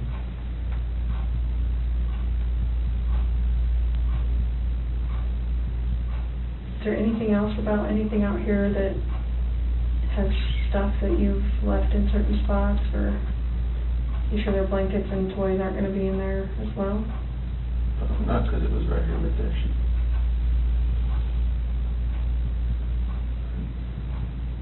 Can you do me a huge favor and just write your name on the bottom?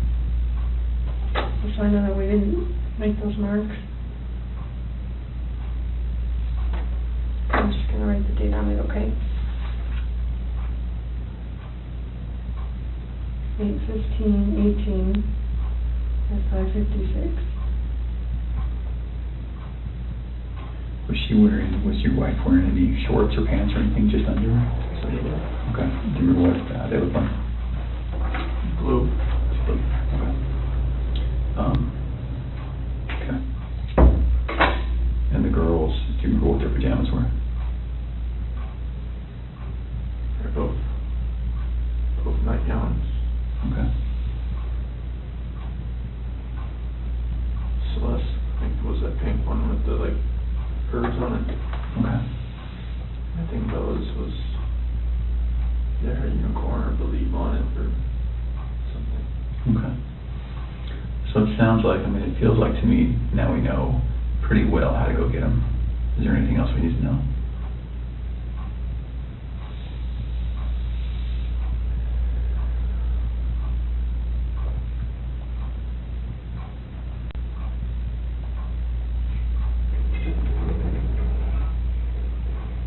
About how to get them? Yeah. Does someone have to climb up to the top and unscrew something and then lower something down to get them? They're like, it's just a hatch from the top, and they're like 20-foot tanks. How far down are they? Wherever the food level is in the tank, I'm not sure. Okay. What was it when you were there? I don't know, I didn't. Okay. I wasn't looking for that. Okay. All right. You may go out there or no? I don't think so. Would you prefer not to? I didn't know if you needed help getting there. Yeah, I don't know. I think once we got that picture, because we didn't really know how much about the location that the other police officers knew, but it sounds like they knew somehow right how to get to 319. So, and I think that's how they got that picture.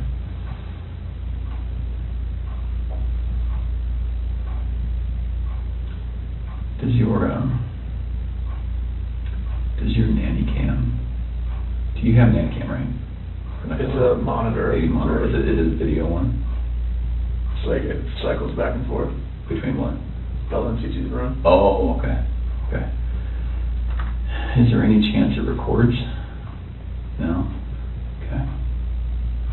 I'm just wondering, what do you think ultimately made Shanann snap? Just knowing that I had an affair, and she knew. She just needed me to admit it, and I wouldn't admit it. Yeah. Okay. So we just started talking about, I asked him if there's any chance that the nanny cam could have recorded Shanann doing what she did. And then we were just getting into, what Chris thinks about why she snapped. He's just saying, distress from knowing about the other girl. Knowing, but she didn't really know, right? I mean, in her heart, she knew. She just wanted me to admit it.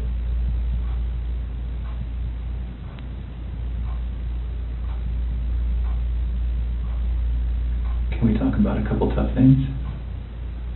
I think we need to get it out of the way and just really get it out, just to make sure you have every chance to explain exactly what happened and we have every chance to ask questions.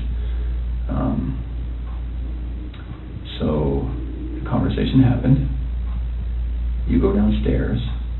She's still upstairs. And then you see what? I hear just commotion upstairs, just like little noises like that. Okay. Didn't think anything of it.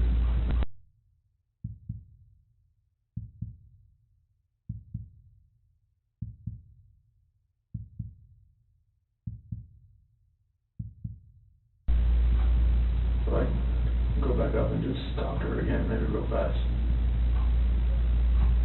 And go into their room, her master bedroom. She wasn't in there. Okay, you went there first? Yeah. And why did you go up again? Just to go up and talk to her again. Okay. So it's not as though that noise made you run up, you just stopped? No, I didn't. Okay. Anything register with me for that. I just looked in the monitor and it was on Bella. And where is the monitor? Where's the screen that you look at? Is it up or downstairs? It's upstairs. Oh, okay, so you go upstairs, look at the monitor. Yeah, everything's right beside the bed. Oh, your master bed. Okay, yeah, all right. Beside the bed. So she's not in her bed. It's still right there. Okay. She went to look at it. And it was on Bella. Her covers were pulled back. She was just sprawled out laying there. And then it cycled over. So like a 3, 4, 5 second interval between when it cycles from room to room. And it cycled over to Cece's room. And that's when I saw her on top of her. That's when I ran in. Okay. So can we talk about, again, it's very, very hard to talk about, but it's good to make sure that we understand. We don't want anything to be incorrect or inaccurate or anything like that. Was your wife on top of Cece? What did that look like? I mean, was she straddling her? Okay. And where were they? In the bed. On the bed. And so your wife was on top. Was she doing this? That's when I was walking up from the back. Okay. So you saw from the back? Yeah. Okay. But she was doing this? It looked like it was like this. Yeah, okay. And then was she face up, face down, what? Off to the side. Oh, she was laying on her side, okay. And that's when I pulled her off. And okay. She was limp and she was blue. Okay. There was no movement at all. Oh, she was limp and blue, or limping and blue? Limp and limp and blue, okay. It's like her body was like, right. You pick her arm up and it sure. was false. Okay. And then what happened? I looked at her and I just got on top of her and you got on top of Shanann? Did the same thing. Okay. Did you have to knock her down? No. She was already on the ground? I just pulled her off on the bed. And oh, kind of one movement? Yeah. Okay. So it's not as though you pulled her off? No. Like I pulled her down and did that. I didn't know. I lost it. Sure. Okay. So Shanann was laying on the ground? On the bed. On the bed? Yeah, like when she was on top of the seat, I saw what was happening. I pulled her, went down. I was on the bed. How big is the bed? What kind of size is it? Full, clean, you know? I think it's probably a queen of some sort. Okay. I have a picture of it somewhere, I think.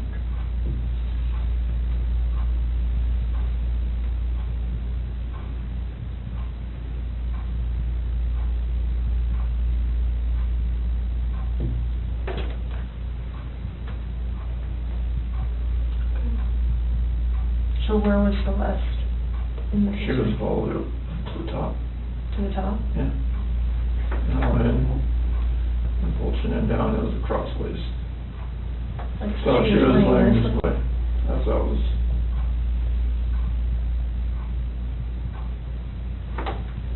Okay. Well, that's key room. So then, is this picture as you're standing in the doorway to go in? What is that? Is that where? Okay. And then, so were they closer to this side or this side?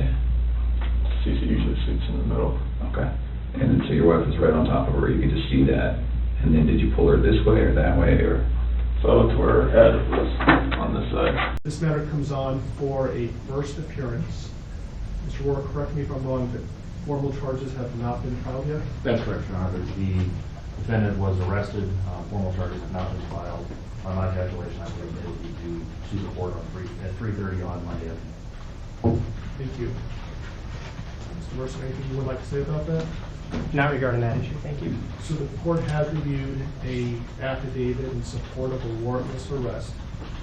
The court has found probable cause for the arrest. Specifically, I see that Mr. Watts was arrested for 3 counts of first-degree murder, each a Class 1 felony, and 3 counts of tampering with a deceased human body, each a Class 3 felony. Again, these are only charges that are named in the affidavit in support of a warrantless arrest. It's the district attorney's office who will ultimately decide what charges, if any, are going to be filed.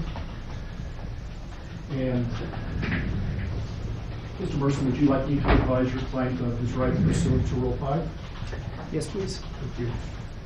So, Mr. Watts, I would like you to listen carefully to the rights that you have, okay? Thank you. And so first, you don't need to make any statements. Any statements you make can and may be used against you. Do you understand? Yes. You have the right to counsel. Do you understand? Yes, sir. If you are indigent, you have the right to request the appointment of counsel or consult with a public defender before any further proceedings are held. Do you understand that? Yes, sir. And Mr. Merson is the head of the public defender's office, and he is going to represent you today and potentially in the future. Do you understand that? Yes, sir. Okay. Any plea that you make must be made voluntarily and not the result of undue influence or coercion. Do you understand that? Yes, sir. Right now, charges have not been filed, so this is a limited advisement. I intend to bring you back next week once formal charges are filed on Monday, so I can give you a full advisement. But I will tell you that at this point, the court is not authorizing any bail. Once I know what the official charges are that are filed by the district attorney's office, I'll inform you the nature of the charges. If charges are filed, you have the right to a jury trial, and you have the right to demand and receive a preliminary hearing within a reasonable time to determine whether probable cause exists to believe that you committed any of the charges that are filed by the district attorney's office. Do you understand that? Yes, sir. I believe that your lawyer has filed about 16 or so motions on your behalf, including a request for a preliminary hearing. Do you agree, Mr. Merson, that that time period, that 35 days to have a preliminary hearing, doesn't begin until your client appears in court next week once formal charges are filed? I agree. And I have not seen, correct me if I'm wrong, a proof positive, presumptive, great written motion by your office. Not at this point, Judge. Okay. Okay. And so would you like me to further advise your client of any additional rights? No, thank you. Mr. Rourke, what kind of conditions, if any, are you requesting for the protection order given the circumstances? Judge, I'm going to defer to Mr. Wren on that. Mr. Wren? People are simply asking for the standard protection order under Title 18 at this point, given the deceased nature of the victims. And I assume based on the no bond hold, the issue of possessing or having access to or control over a firearm or any ammunition is a non-issue until and if bond is authorized. That's correct. Thank you. So, Mr. Watts, I am going to issue a protection order pursuant to Colorado Revised Statutes 18-1-1001. It's going to state that you not harass, molest, intimidate, retaliate against any witness involved in this case. Do you understand that? Yes, sir. If you were to violate the mandatory protection order, it's a Class 1 misdemeanor. Do you understand that? Yes, sir. And could we talk about some of them? I realize that things are happening very quickly. Motions were filed today. There hasn't been a lot of time to object or to file responses. Mr. Merson has filed a number of motions, some of which potentially may be time sensitive. My intention is for the parties to come back to court next Tuesday so I could advise Mr. Watts of his formal charges that are filed no later than 3:30 on Monday. So I'm not sure if I'm going to be requiring the prosecutor to file a response between now and Tuesday, or whether we can resolve some of these issues now. For example, the preservation of certain evidence, like police notes, handwritten notes, like touch DNA evidence, things of that nature. Your Honor, I think we can address some of these pretty quickly, but certainly not all of them. We would be asking for time to file a written response to some of them. Yeah, I'm just concerned about the time that elapses between now and Tuesday, and I want to make sure that the evidence that's being requested to be preserved is preserved. Understood.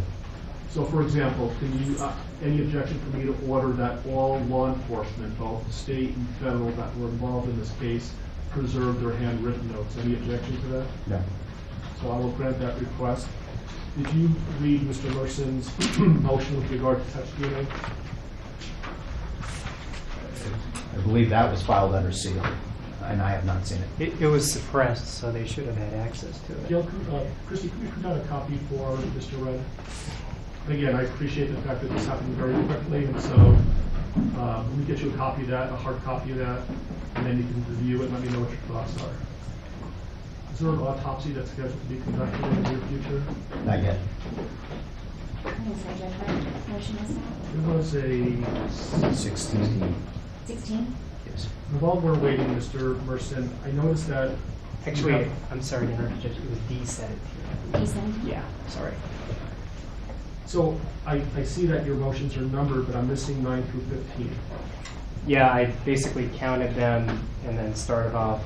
There were some other people in my office that had filed those other pleadings and not numbered them. I just want to make sure I'm not missing something. I don't think you are. I think many of them concern the media issue. On the way over here, the deputies advised the court had already ruled on that. So to a certain extent, some of that is moot. But if we are going to take a D17, in light of the fact that the affidavit is still sealed, I would ask that the court seal the courtroom and just allow the parties to argue that, because it will require me to talk about information in the affidavit. Well, why don't we give Mr. Wren an opportunity and let me know whether, without talking about the substance, whether he has an objection or not. It's really more of putting the prosecution on notice than anything else. Why don't you read it first and let me know what you think.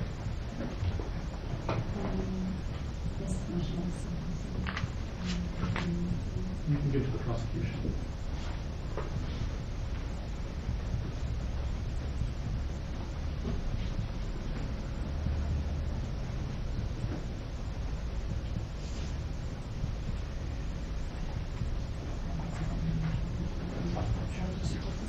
Steve. Extra. I might. It was one of the. So, I did add the house to this, so the D17 will have the house on it as well. But that's the gist of it. At this point, I'm concerned about whether or not Sonata's been released by law enforcement. Okay, when was that? Late last night. Okay, alright. And I guess that part of the motion would be moot at this point. Mostly concerns what's in this motion. So, okay. If I could take a moment to read this. Mr. Mercer, anything on that?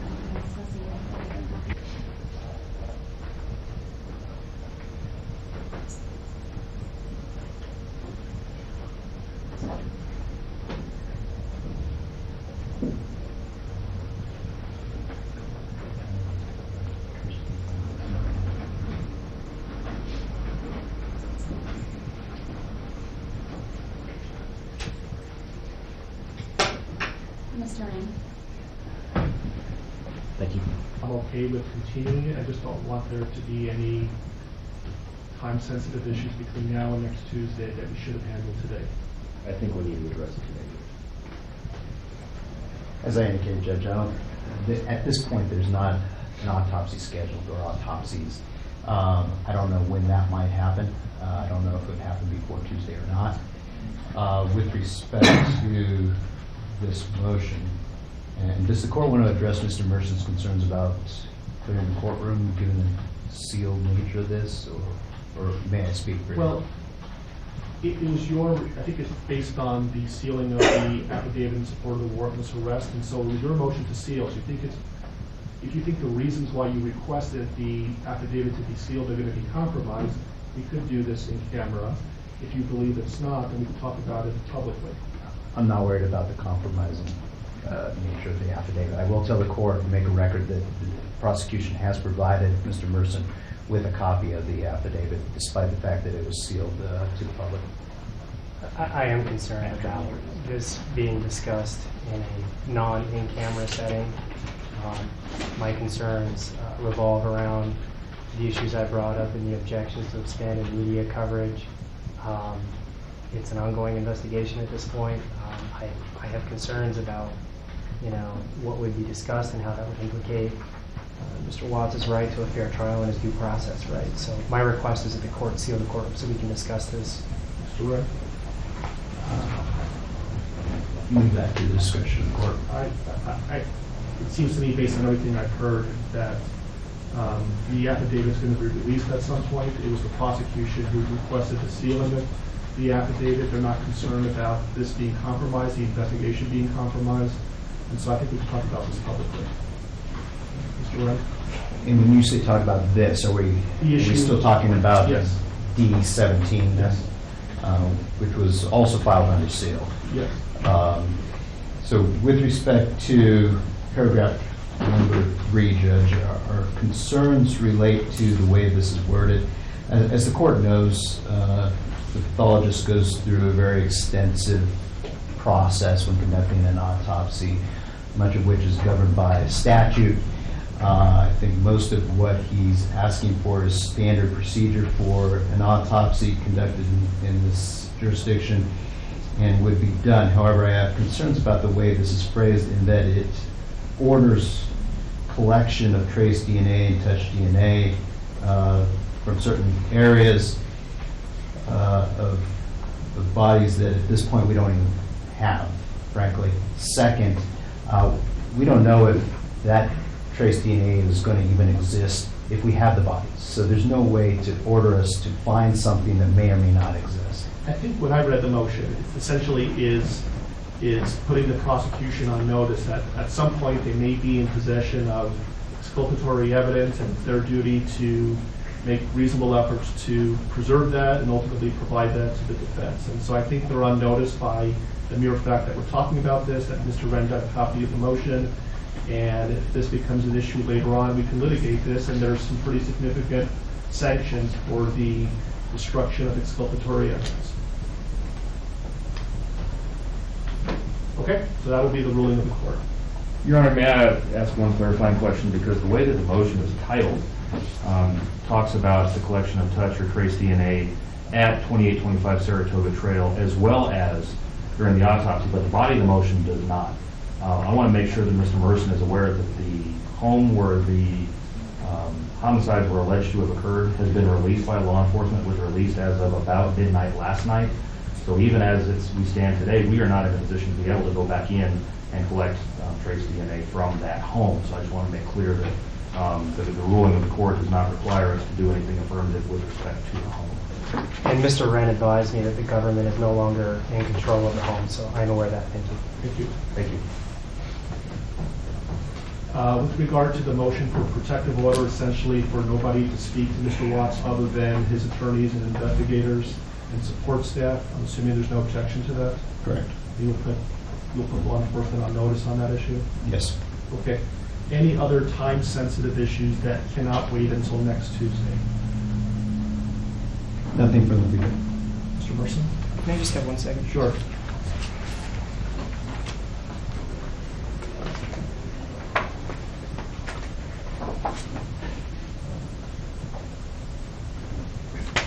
Nothing further. Thanks, Judge.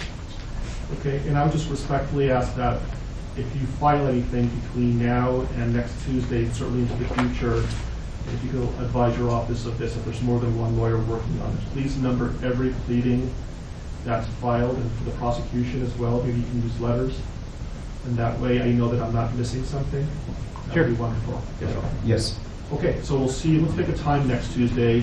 I know everybody's really busy. I just had some time open up. And so what's a convenient time for everybody to be here?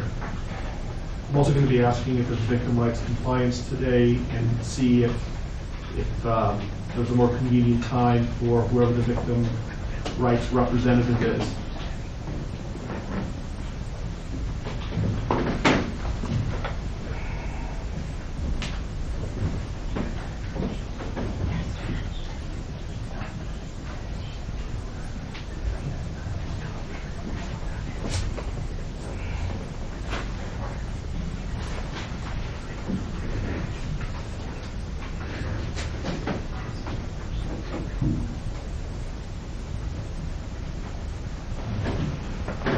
We have been in communication with the family of the victims.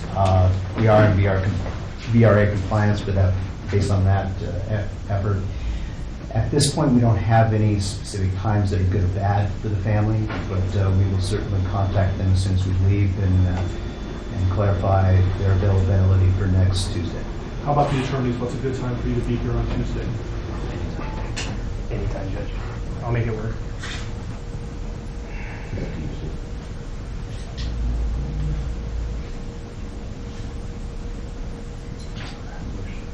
The motion's hearing in Division 12 at 2 o'clock. That'll probably last an hour. Otherwise, I'm free. About 10 o'clock. That's fine. Okay. So the plan is next Tuesday, 10 o'clock, we're going to know whether the prosecution files formal charges or not, and the deadline for that would be Monday at 3:30. I will give Mr. Watts a more detailed advisement, and then we'll decide what the next step is going to be. Does that work for everybody?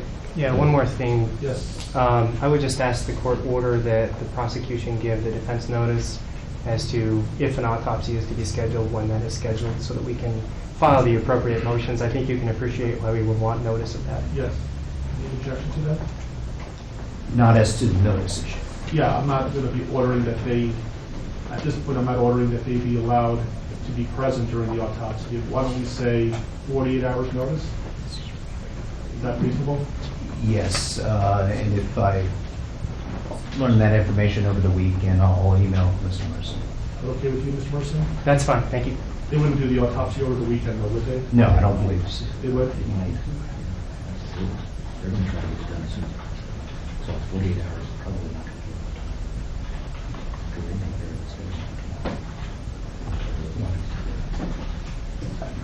We've all certainly seen autopsies scheduled less than 48 hours after the bodies are recovered. So we will do our best to comply with the notice requirements as soon as we learn the information. Who would be making the decision on when to perform an autopsy? The coroner's office. So can you communicate with them that there's an order that that there would be 48 hours notice, and if they, for whatever reason, can't comply with that, you'll let Mr. Mercer know. Is the court ordering that the autopsy not be conducted earlier than 48 hours after the recovery of the bodies? No. Okay. What I'm saying is I'm ordering that you notify the coroner that there's an order that Mr. Mercer is entitled to 48 hours notice, and if they are intending to perform the autopsy sooner than that, they need to let you know before it starts so you can give Mr. Merson reasonable notice. Yes, sir.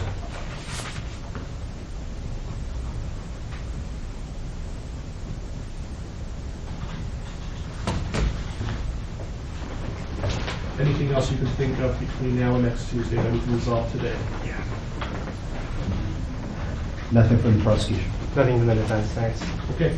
All right, we'll see you next Tuesday at 10 o'clock in the morning when we are in this court.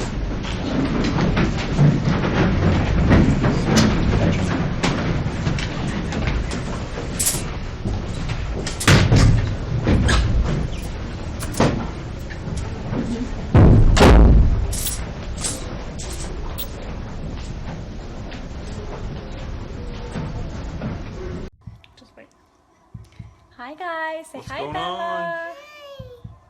We gotta get you dressed, kid. I Look know, what Bella's right? eating. Bella's eating some of the ingredients. She got a nice little bowl of chocolate chips. Look at that. What is that, Bella? Can you show them? What is it? Is it chocolate? Is it chocolate? It's chocolate mini morsels, right? Yeah, good job.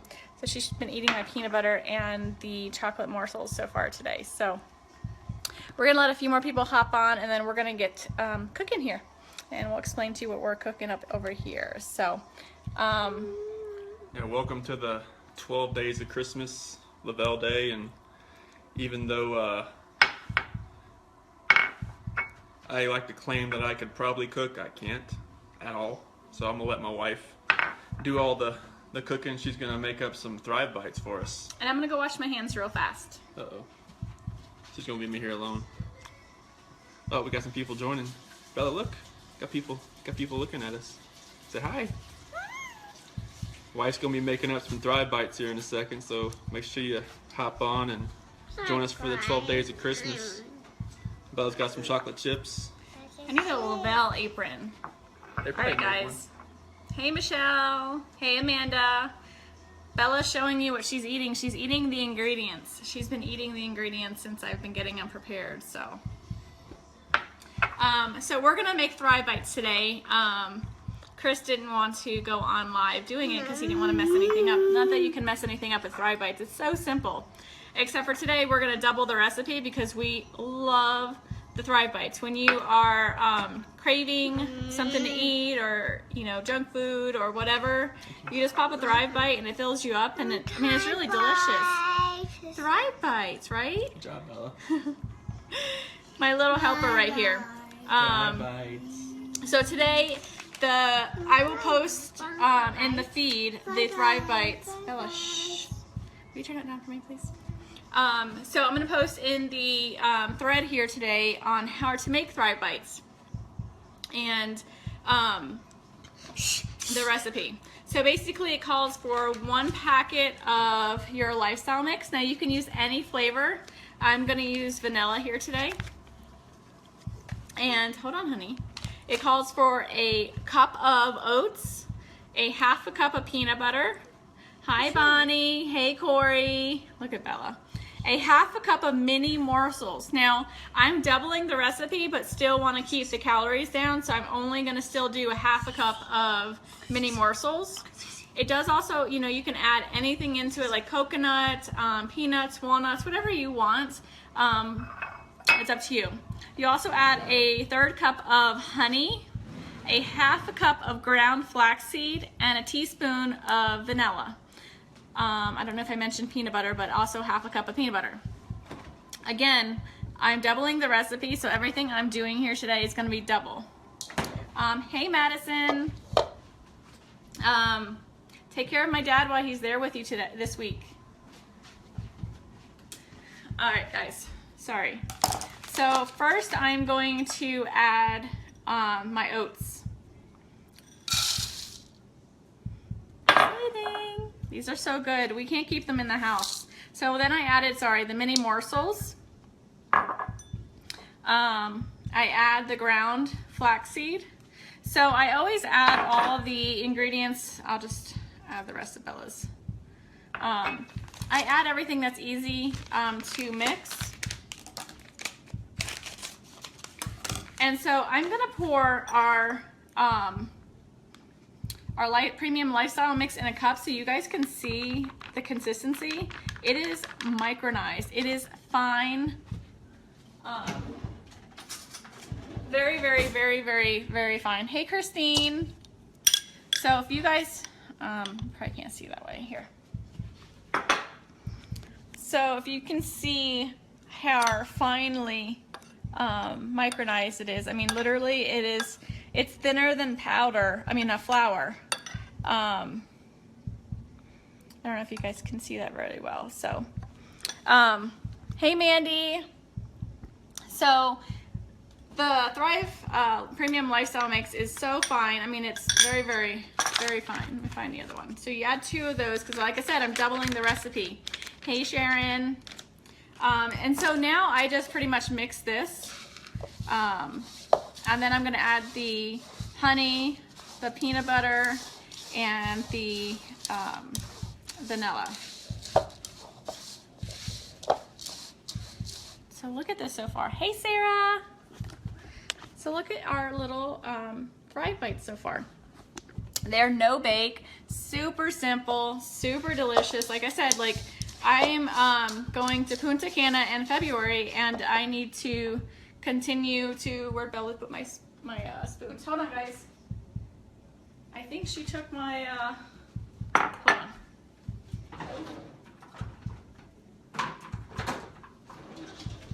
All right, I got 2 more. So if you're like me, yes, Michelle, they're super delicious. So now I'm gonna add the honey. So I'm going to Punta Cana in February, and as much as I want to get into the gym, and I'm working on trying to find the time between work, you know, being a stay-at-home mom with the 2 girls, life and everything, it's really hard to get into. I just added the vanilla, sorry. It's really hard to get myself into the gym as much as I really want to. I've been doing some kind of like mini workouts at the house, like squatting and things like that, but it's hard for me to get to the gym. And being a stay-at-home mom during the day and working overnight shifts, you tend to snack a lot because you're always around food, and you know, whatever happens, you know, the kids are eating snacks, you jump on snacks. So this is my way of making my own snack, that instead of me grabbing a fruit roll-up or a bag of chips or any of that stuff, I just grab one of these, and I've made my own for the kids too. So they have their own little protein bites Bella loves. So now that all my ingredients are in here, I'm just going to mix it up really good. And as you guys know, messing with peanut butter, it's fun. So, sorry, I don't like a mess when I'm cooking. Not that I'm cooking. I know, Bonnie. So Bella does squats with me at the house because, you know, we all gotta work up the backside, right? So I am doing squats at the house, and it's super funny because she tries to do them with me. And so here comes Cece, the sumo wrestler, doing squats in my living room because she literally looks like a sumo wrestler when she's doing them. Yeah, Mandy, so that is my favorite side effect. And you know, the thing is, it's not a weight loss company. And as you know, I use you as an example because you are super skinny when you started Thriving. And so like, it's not a weight loss company, but you know what, with anything you can do, you can manage your weight, you know, with just the small things that you do with cutting out junk food. Like that's what has happened with me when I started the Thrive experience, is I no longer crave a lot of the junk foods as I used to crave. And being lazy from, sorry, I'm getting another spoon. Some of the, you know, filling in your nutritional gaps and craving more water, which is all I used to drink before, but I really crave a lot more water now. And on top of that, like, I'm literally eating better. So that's really huge. You know, you got to take care of your body. You got to eat better. I'm changing the spoon because of the peanut butter. Hi, Carrie. So we're making mini Thrive, or not mini, but Thrive Bites here. So my hands are washed. Sometimes, you know, when you're in the kitchen, you just stick your hands in there. With the heat of your hands, it helps to melt the peanut butter a little bit, and so it kind of makes it easier to manage, so to speak. And then we're just going to literally roll these into balls, whatever size you like. I like to do them in like little minier sizes. So, and I'll kind of demonstrate here. Let me get this.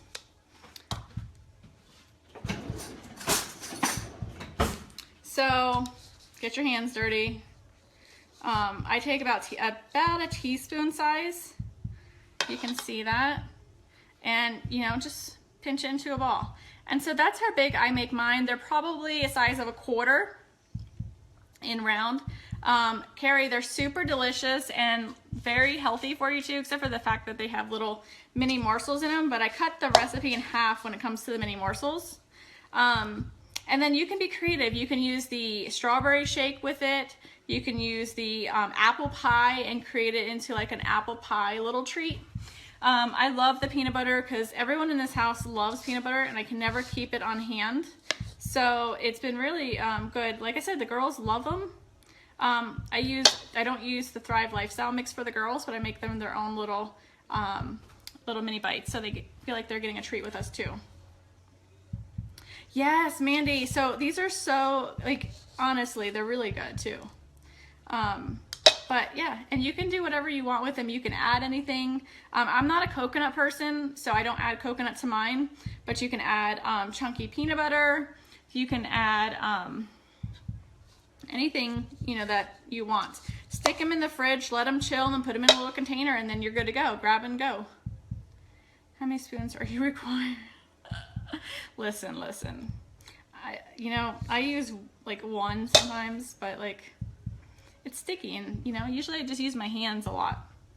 Of course they're clean, but you know, I'm trying to be, you know, proper, like professional TV cook, you know.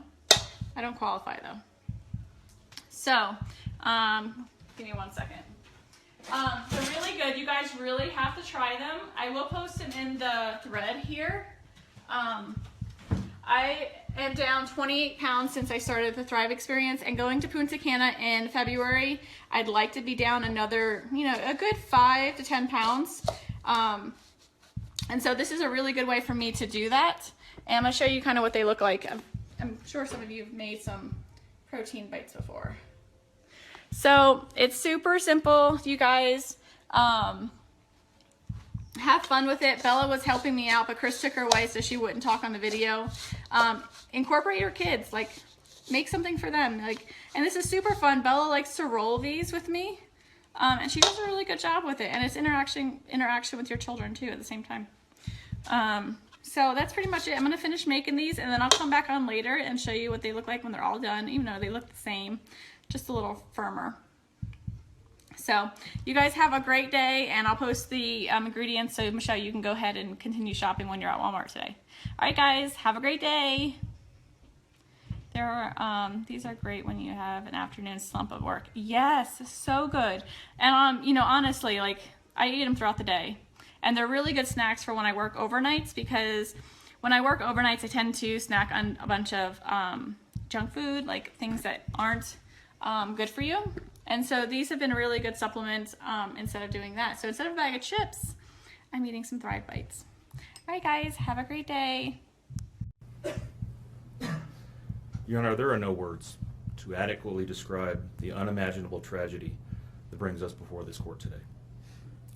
By my comments, I'm not even going to try to express the horror, the pain, or the suffering that the defendant has caused to these families, to this community, and to all who were a part of this investigation.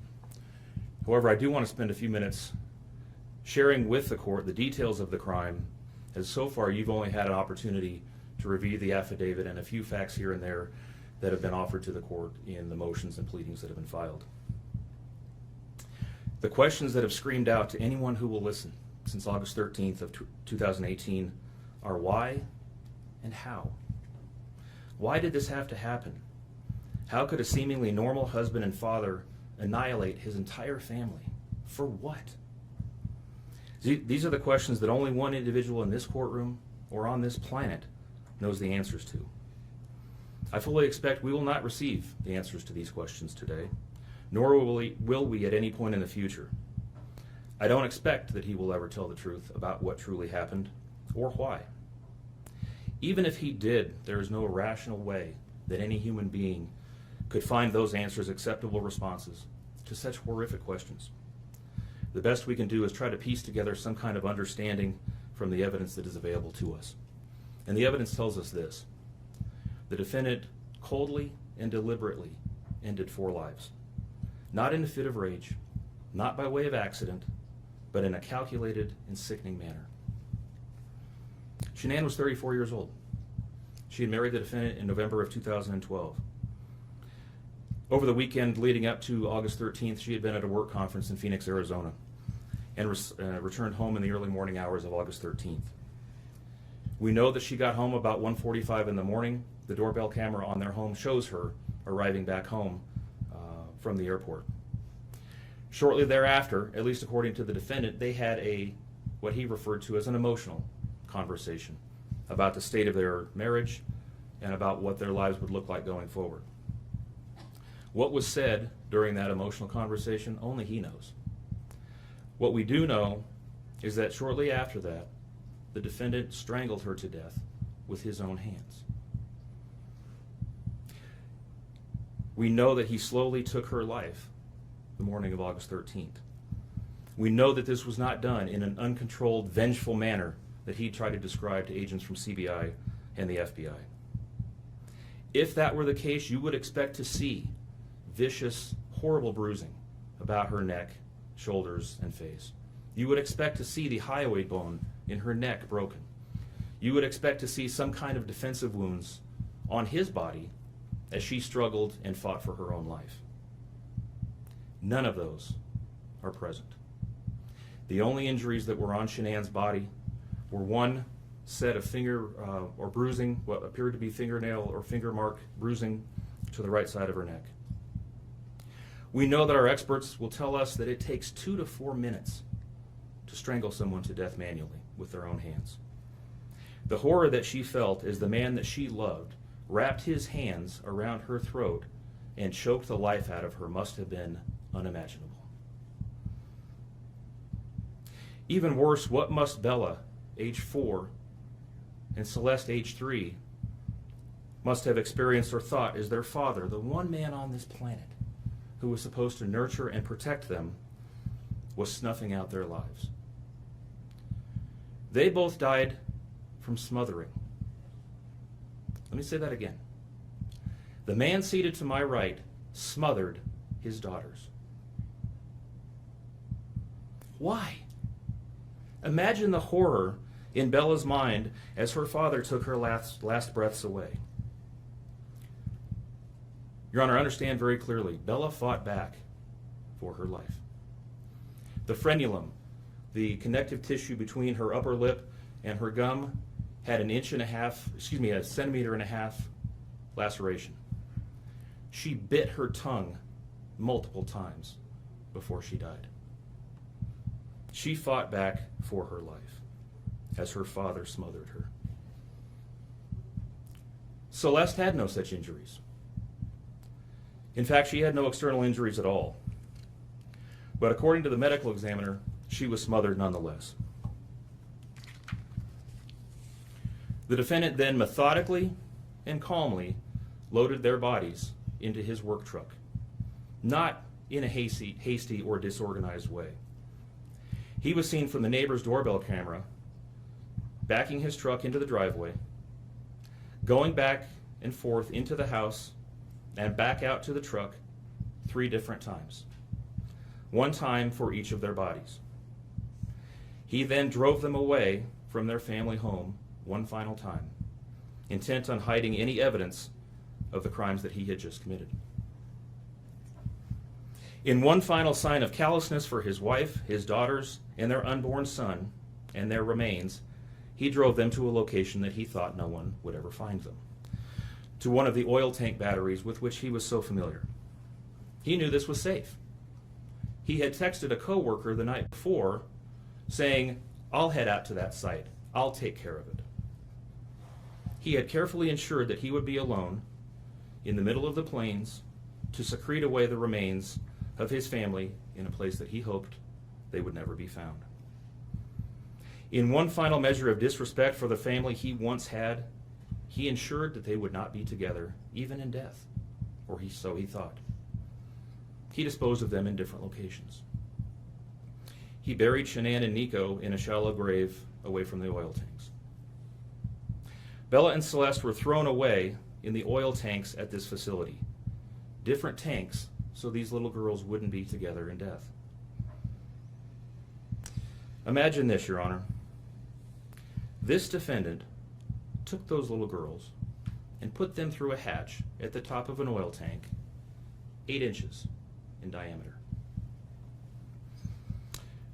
Bella had scratches on her left buttocks from being shoved through this hole. A tuft of blonde hair was found on the edge of one of these hatches.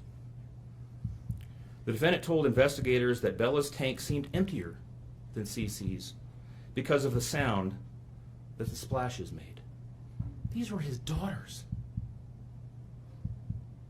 Significantly, when his coworkers arrived at the tank battery later that morning, to a person, they all described him as acting completely normally. It was a normal workday, even while his daughter sank in the oil and water not far away from him. And then his efforts at deception truly began. We've all seen the emotionless interviews that the defendant gives to the local media, asking for help in locating his family. We watched as he claimed that the house was empty without them, and that he hoped that they were somewhere safe, and that he just wanted them to come home. He told investigators that they were at home sleeping when he left for work that morning, and that Shanann had told him that she was taking the girls to a friend's house for the day. What is striking about this case, Your Honor, beyond the horrors that I've already described to you, is the number of collateral victims that he created by his actions.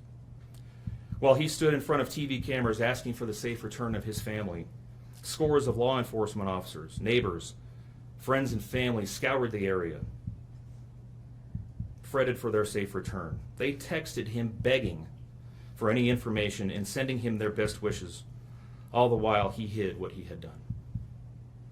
The list of indirect victims does not end there. Think of the firefighters and the Colorado State Patrol hazmat experts who had to don protective suits and who were called upon to pull Bella and Celeste out of those oil tanks. Or the coroner employees who had to conduct these autopsies. Or the victim assistants who frantically attempted to ease the suffering of those affected. All of this, Your Honor, for what? Why? Why did this have to happen? His motive was simple, Your Honor. He had a desire for a fresh start, to begin a relationship with a new love that overpowered all decency and feelings for his wife, his daughters, and unborn son. While Shanann texted the defendant over and over again in the days and weeks leading up to her death, attempting to save her marriage, the defendant secreted pictures of his girlfriend into his phone and searched and texted her at all hours of the night. While Shanann sent the defendant self-help and relationship counseling books, one of which, ironically enough, was thrown in the garbage, he was searching the internet for secluded vacation spots to take his new love in researching jewelry.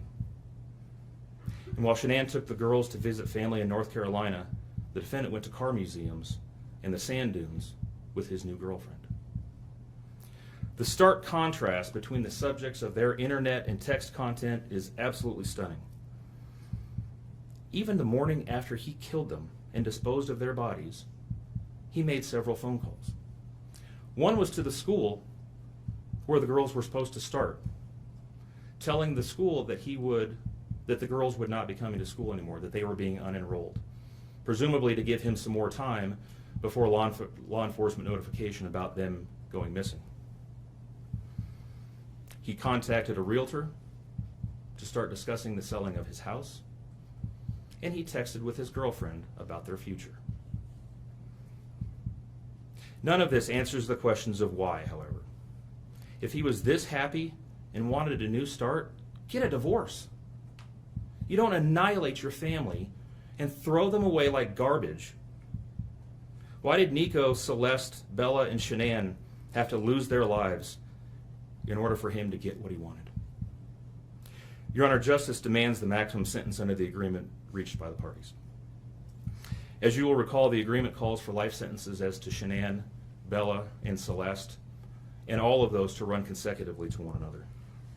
It also calls for the count of unlawful termination of a pregnancy as to Nico to run consecutively to counts 1, 2, and 3. I would suggest that the extreme aggravation present in the defendant's conduct and in his, the efforts that I have described mandate that the sentences for counts 7, 8, and 9, the tampering with a deceased human body, each be the maximum of 12 years, and that those sentences run consecutively to one another. It is very clear that each of these acts, that these were not the subject of one act, but each oil tank that he walked up with his daughter's bodies and the hole that he dug for his wife and unborn son mandate a mandatory consecutive sentence. It's been alluded to this morning, but the defendant was certainly eligible for the death penalty in this case under the existing law in the state of Colorado. As you heard, Shanann's family strongly opposed my office seeking the death penalty and being bound to the criminal justice system for the next several decades. That's in large part, as you've heard, why we have reached the agreement that we have. 4 lives were lost at the hands of the defendant on August 13th for reasons that we will never fully understand, nor will we know. In the end, the Rusick family was much more merciful towards him than he was towards his wife, his daughters, and his unborn son. Prison for the remainder of his life is exactly where he belongs for murdering his entire family. Thank you. Hey everybody! So I'm home with the family, and they're excited to try the new Pro Bars, and they came in, I think, yesterday. So we have cookies and cream, and we have lemon meringue. Who wants Pro Bars? Me. I do. All right, so do you guys want lemon meringue first, or do you want cookies and cream? Cookies. Cookies? I want that. You want the lemon meringue? All right, since I have this one open, let's try this one first, okay? Cookies and cream. And Daddy's gonna try it too. Yeah. Are you both? Yes, so everyone's gonna try Chris Crumb cookies and cream. All right, Bella gets cookies and cream, Cece gets cookies and cream. Ready? Ready? Set. You're the taste testers. Yummy. Is it yummy? What's it taste like? Chocolate. Chocolate. What else? Watermelon. Watermelon. What's it taste like, Cece? Chocolate. Chocolate? Uh-huh. Is it delicious? Daddy? Oreo wrapped with vanilla. It's nice. Oreo wrapped in vanilla? Mm-hmm. Is it yummy, Cece? Is that good, Bella? I think they like cookies and cream. Okay, so let's try the lemon meringue. Hey, everybody. So, a little crazy over here. Cece loves the cookies and cream. You like it? Yeah, nothing. Good thing. Don't mind me. It's been a long travel day yesterday. Been cleaning, regrouping today. Hey, Jen. Okay, so Chris, this is the lemon meringue. Nope, that's Daddy's. Here's yours. Wait, don't take. Wait. Here, Bella. Okay, this one's lemon meringue. It's like the pie, but better because I don't like the pie. Ready, set, go. Ready? Hey, Jessica. That's so good. How's that taste, Cece? Good. Good? Yeah? Do you like that one better? Me too. I like it. What's it taste like? You like lemon meringue pie? Straight out the box. Bella, what's it taste like? I don't like it. You don't like that one? Bella doesn't like that one. That's okay. Okay. You like the birthday cake, right? And the cookies and cream? Yep. Dieter, do you want some? Yeah, Dieter wants some. All right, so which one's your favorite out of all the Pro Bars? Hey, Wendy. I would say lemon meringue. Lemon meringue? Mm-hmm. What's your favorite, Cece? Birthday. Birthday? Mommy's favorite. What's your favorite? The cookies and cream? Wow. We have to keep 3 on stock. It's a good thing. How do I turn this around? It's a good thing that I have all 3 of the favorites in the house. Cinnamon rolls out were sold out of it here at the house. I want dip and cream. You want dip and ranch? You want ranch dip and chips? Jess, I have them all. I just ate all of the cinnamon rolls. Cece actually really likes the cinnamon rolls too. Look at that one. Cookies and cream. You got Cookie Monster.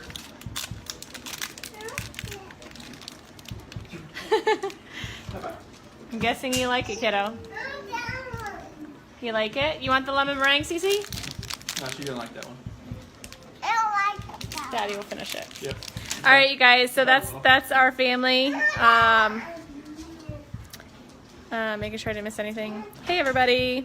So we're a mixed family. Apparently, birthday cake is a winner for me and Cece. Bella loves the cookies and cream, and Chris is lemon meringue. Surprisingly, because he's a cookies and cream guy. Yeah. So super excited. I love it that it's a healthy snack, and Cece can eat it because she has a tree nut allergy. And none of our products are made in a facility that handles nuts at all. So Cece can have them. There's 0 nuts in them, and it's the only go-to bar. We can't do processed bars. We can't do anything like that because Cece can't have any of it because it's all processed in a plant where there's tree nuts or nuts. So it's really nice that she can have it. It's a quick snack for mommy. It's always in my bag, and I can just give it to her. And I heard you, baby. I heard you. She wants ranch and dip. She's my child. Thanks, Kat. So it's really nice. It's convenient for me as a mom that I can just carry them in my purse and always have something for her. So super excited. The Pro Bars are amazing. They're a great snack, low carbs, low sugar, 2 grams of sugar in all of them, I think. But yeah, 2 grams of sugar and 20 grams of protein. So they're really good for you. So you guys have a great night. Love you. And we're going to be, Cece and I are fighting over the birthday cake. So, all right. Say bye. Bye. See ya. All right. Bye, guys.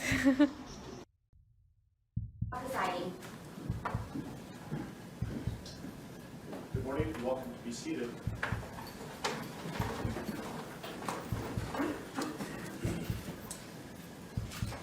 Okay, we are on the record. We are in Division 17 of the Weld County District Court, and we are here regarding Weld County case number 18CR2003, people of the state of Colorado versus Christopher Lee Watts. My name is Marcelo Cupcow, a district court judge here in Weld County, and I will be the presiding judge in this case. If I could please have the lawyers identify themselves for the record, starting with the prosecution. Good morning, Your Honor. Michael Rourke on behalf of the people.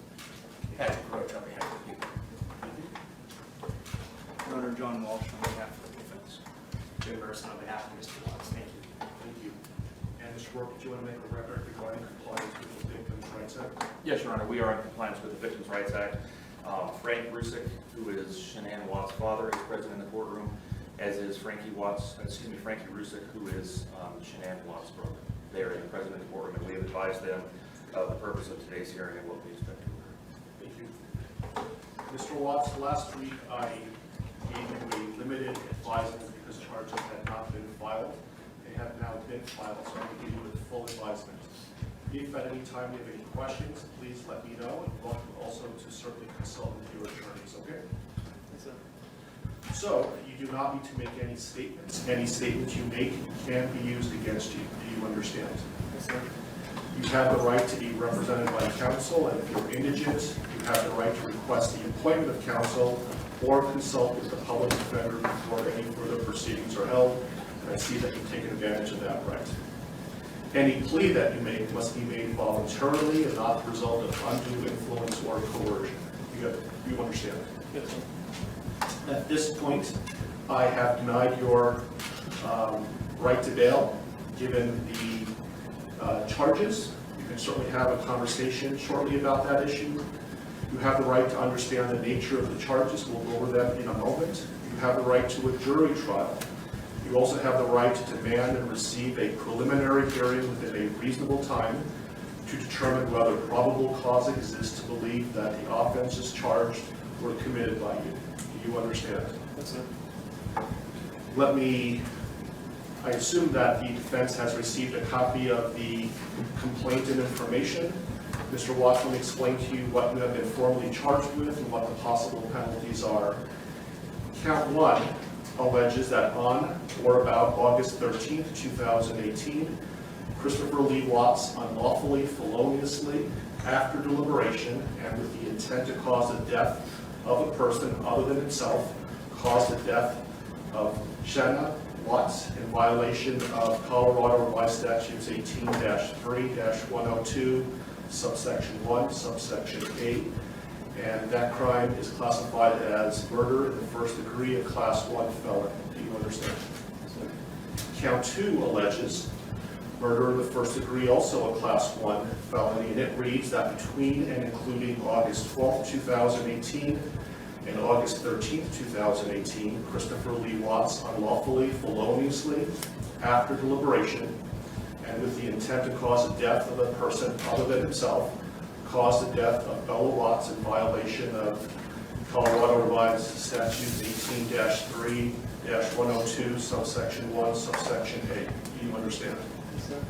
Count 3 alleges murder in the first degree, a class 1 felony, and specifically it alleges that between and including August 12, 2018 and August 13, 2018, Christopher Lee Watts unlawfully, feloniously, after deliberation, and with the intent to cause the death of a person other than himself, caused the death of Celeste Watts in violation of Colorado Revised Statutes 18-3-102, subsection 1, subsection 8. Do you understand?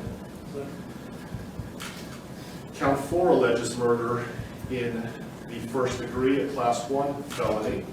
It alleges that between and including August 12, 2018 and August 13, 2018, Christopher Lee Watts unlawfully, feloniously, and knowingly caused the death of Bella Watts, a child who had not yet attained 12 years of age, and the defendant was in a position of trust with respect to the victim in violation of Colorado Revised Statutes 18-3-102, subsection 1, subsection F. Do you understand?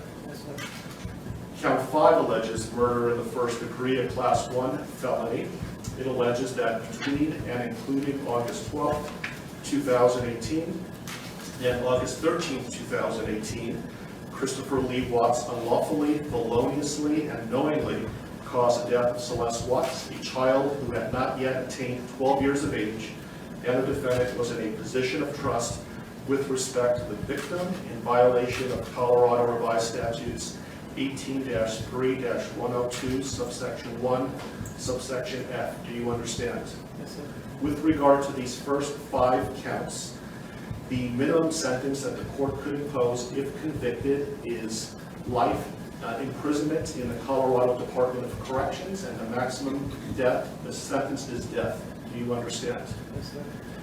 Let me also point out that pursuant to Rule 32.1 of the Rules of Criminal Procedure, the prosecutor would have to file a written statement of intent to seek the death penalty no later than 63 days after arraignment. Do you understand? Yes, sir. If a life imprisonment sentence was imposed, it would be without the possibility of parole. Do you understand that? Yes, sir. Count 6 alleges a Class 2 felony of unlawful termination of pregnancy in the first degree. Specifically, it alleges that on or about August 13, 2018, Christopher Lee Watts, with the intent to terminate unlawfully the pregnancy of a woman, namely Shanann Watts, feloniously and unlawfully terminated the pregnancy of the woman. Further, the woman died as a result of the unlawful termination of the pregnancy in violation of Colorado Revised Statutes 18-3.5-103. Do you understand? Yes, The possible penalties, if convicted for this crime, is a mandatory minimum 16 years in prison up to 48 years in prison, followed by an additional mandatory parole period of 5 years. Do you understand? Yes, sir. Count 7 alleges tampering with a deceased human body, a Class 3 felony. It alleges that on or about August 13, 2018, Christopher Lee Watts, believing that an official proceeding was pending, in progress, or about to be instituted, and acting without legal right or authority, unlawfully and feloniously, willfully destroyed, mutilated, concealed, removed, or altered a human body, part of a human body, or human remains with the intent to impair it or their appearance or availability in the official proceedings in violation of Colorado Revised Statutes 18-8-610.5. Do you understand? Yes, sir. Count 8 alleges also tampering with a deceased human body, a Class 3 felony. It alleges that on or about August 13, 2018, Christopher Lee Watts, believing that an official proceeding was pending, in progress, or about to be instituted, and acting without legal right or authority, unlawfully and feloniously, willfully destroyed, mutilated, concealed, removed, or altered a human body, part of a human body, or human remains with the intent to impair its or their appearance or availability in the official proceeding in violation of Colorado Revised Statutes 18-8-610.5. Do you understand? Yes, sir. And finally, count 9 alleges tampering with a deceased human body, a Class 3 felony. It alleges that on or about August 13, 2018, Christopher Lee Watts, believing that an official proceeding was pending, in progress, or about to be instituted, and acting without legal right or authority, unlawfully and feloniously, willfully destroyed, mutilated, concealed, removed, or altered a human body, part of a human body, or human remains with the intent to impair its or their appearance or availability in the official proceeding in violation of Colorado Revised Statutes 18-8-610.5. With regard to counts 7, 8, and 9, those Class 3 felonies carry a presumptive range of 4 to 12 years in the Colorado Department of Corrections. If there were sufficient mitigating circumstances, the minimum could be as low as 2 years. If there were sufficient aggravating circumstances, as many as 24 years, and any prison sentence would be followed by an additional mandatory parole period of 3 years. Do you understand? Yes, sir. Do you have any questions about what I've said so far? Yes, sir. And Mr. Merston, has your office filed a written intent to seek a proof evident presumptive rate hearing? Not yet, Judge, but we will be filing that. This case will be Mr. Walsh's and Ms. Harrell's. They will be attorneys listed on the, I believe, the most recent pleading from the defense. Okay, thank you. And I would point out, Mr. Watts, that the prosecution also indicated in the complaint and information that these were acts of domestic violence. Do you understand that? Yes, sir. Okay, thank you. And so, Mr. Walsh, what is your request today? Your Honor, considering that we haven't received any discovery of the case, we're not in a good position at this point to advise the court about what kind of time we'll need. My suggestion to the court is that the court allow Mr. Watts to reserve the preliminary hearing in the case, reserve the proof evident hearing, and set the matter for a status conference about 60 days out. So just to be clear, he is waiving his right to have a preliminary hearing within 35 days, that he's not seeking a proof evident presumption rate hearing prior to the setting of the status conference in about 60 days, but he's reserving his right to have those hearings in the future, but not necessarily within 35 days. Is that right? Yes, Your Honor. We've spoken about those issues. And do you understand what we're talking about, Mr. Watts? Yes. Do you have any questions about that? Okay. And Mr. Rourke, do you have any objection to that request? No, Your Honor, that seems like the prudent way to proceed at this point. Okay. Let me give you a date that, how does, so 60 days is about October 20th or so. I have October 11th. Does that date work for the parties? I can go a little bit further if you like as well. I think a little bit further would make sense, Your Honor. Thank you.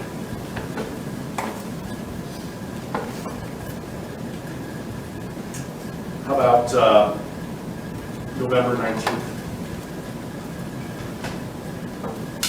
While we're waiting for lawyers to let me make a record that the court's going to find that Mr. Watts is knowingly, intelligently, and voluntarily waiving his right to have a preliminary hearing within 35 days. And while he has not asked for a proof evident presumption grade hearing yet, I'm told that he will, but he's not requesting that hearing prior to the status conference that we're setting today. Agreed? Yes.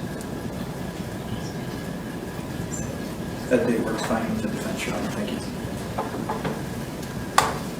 Your Honor, I spoke to the Rusiks, and that is fine with the people as well as the witness.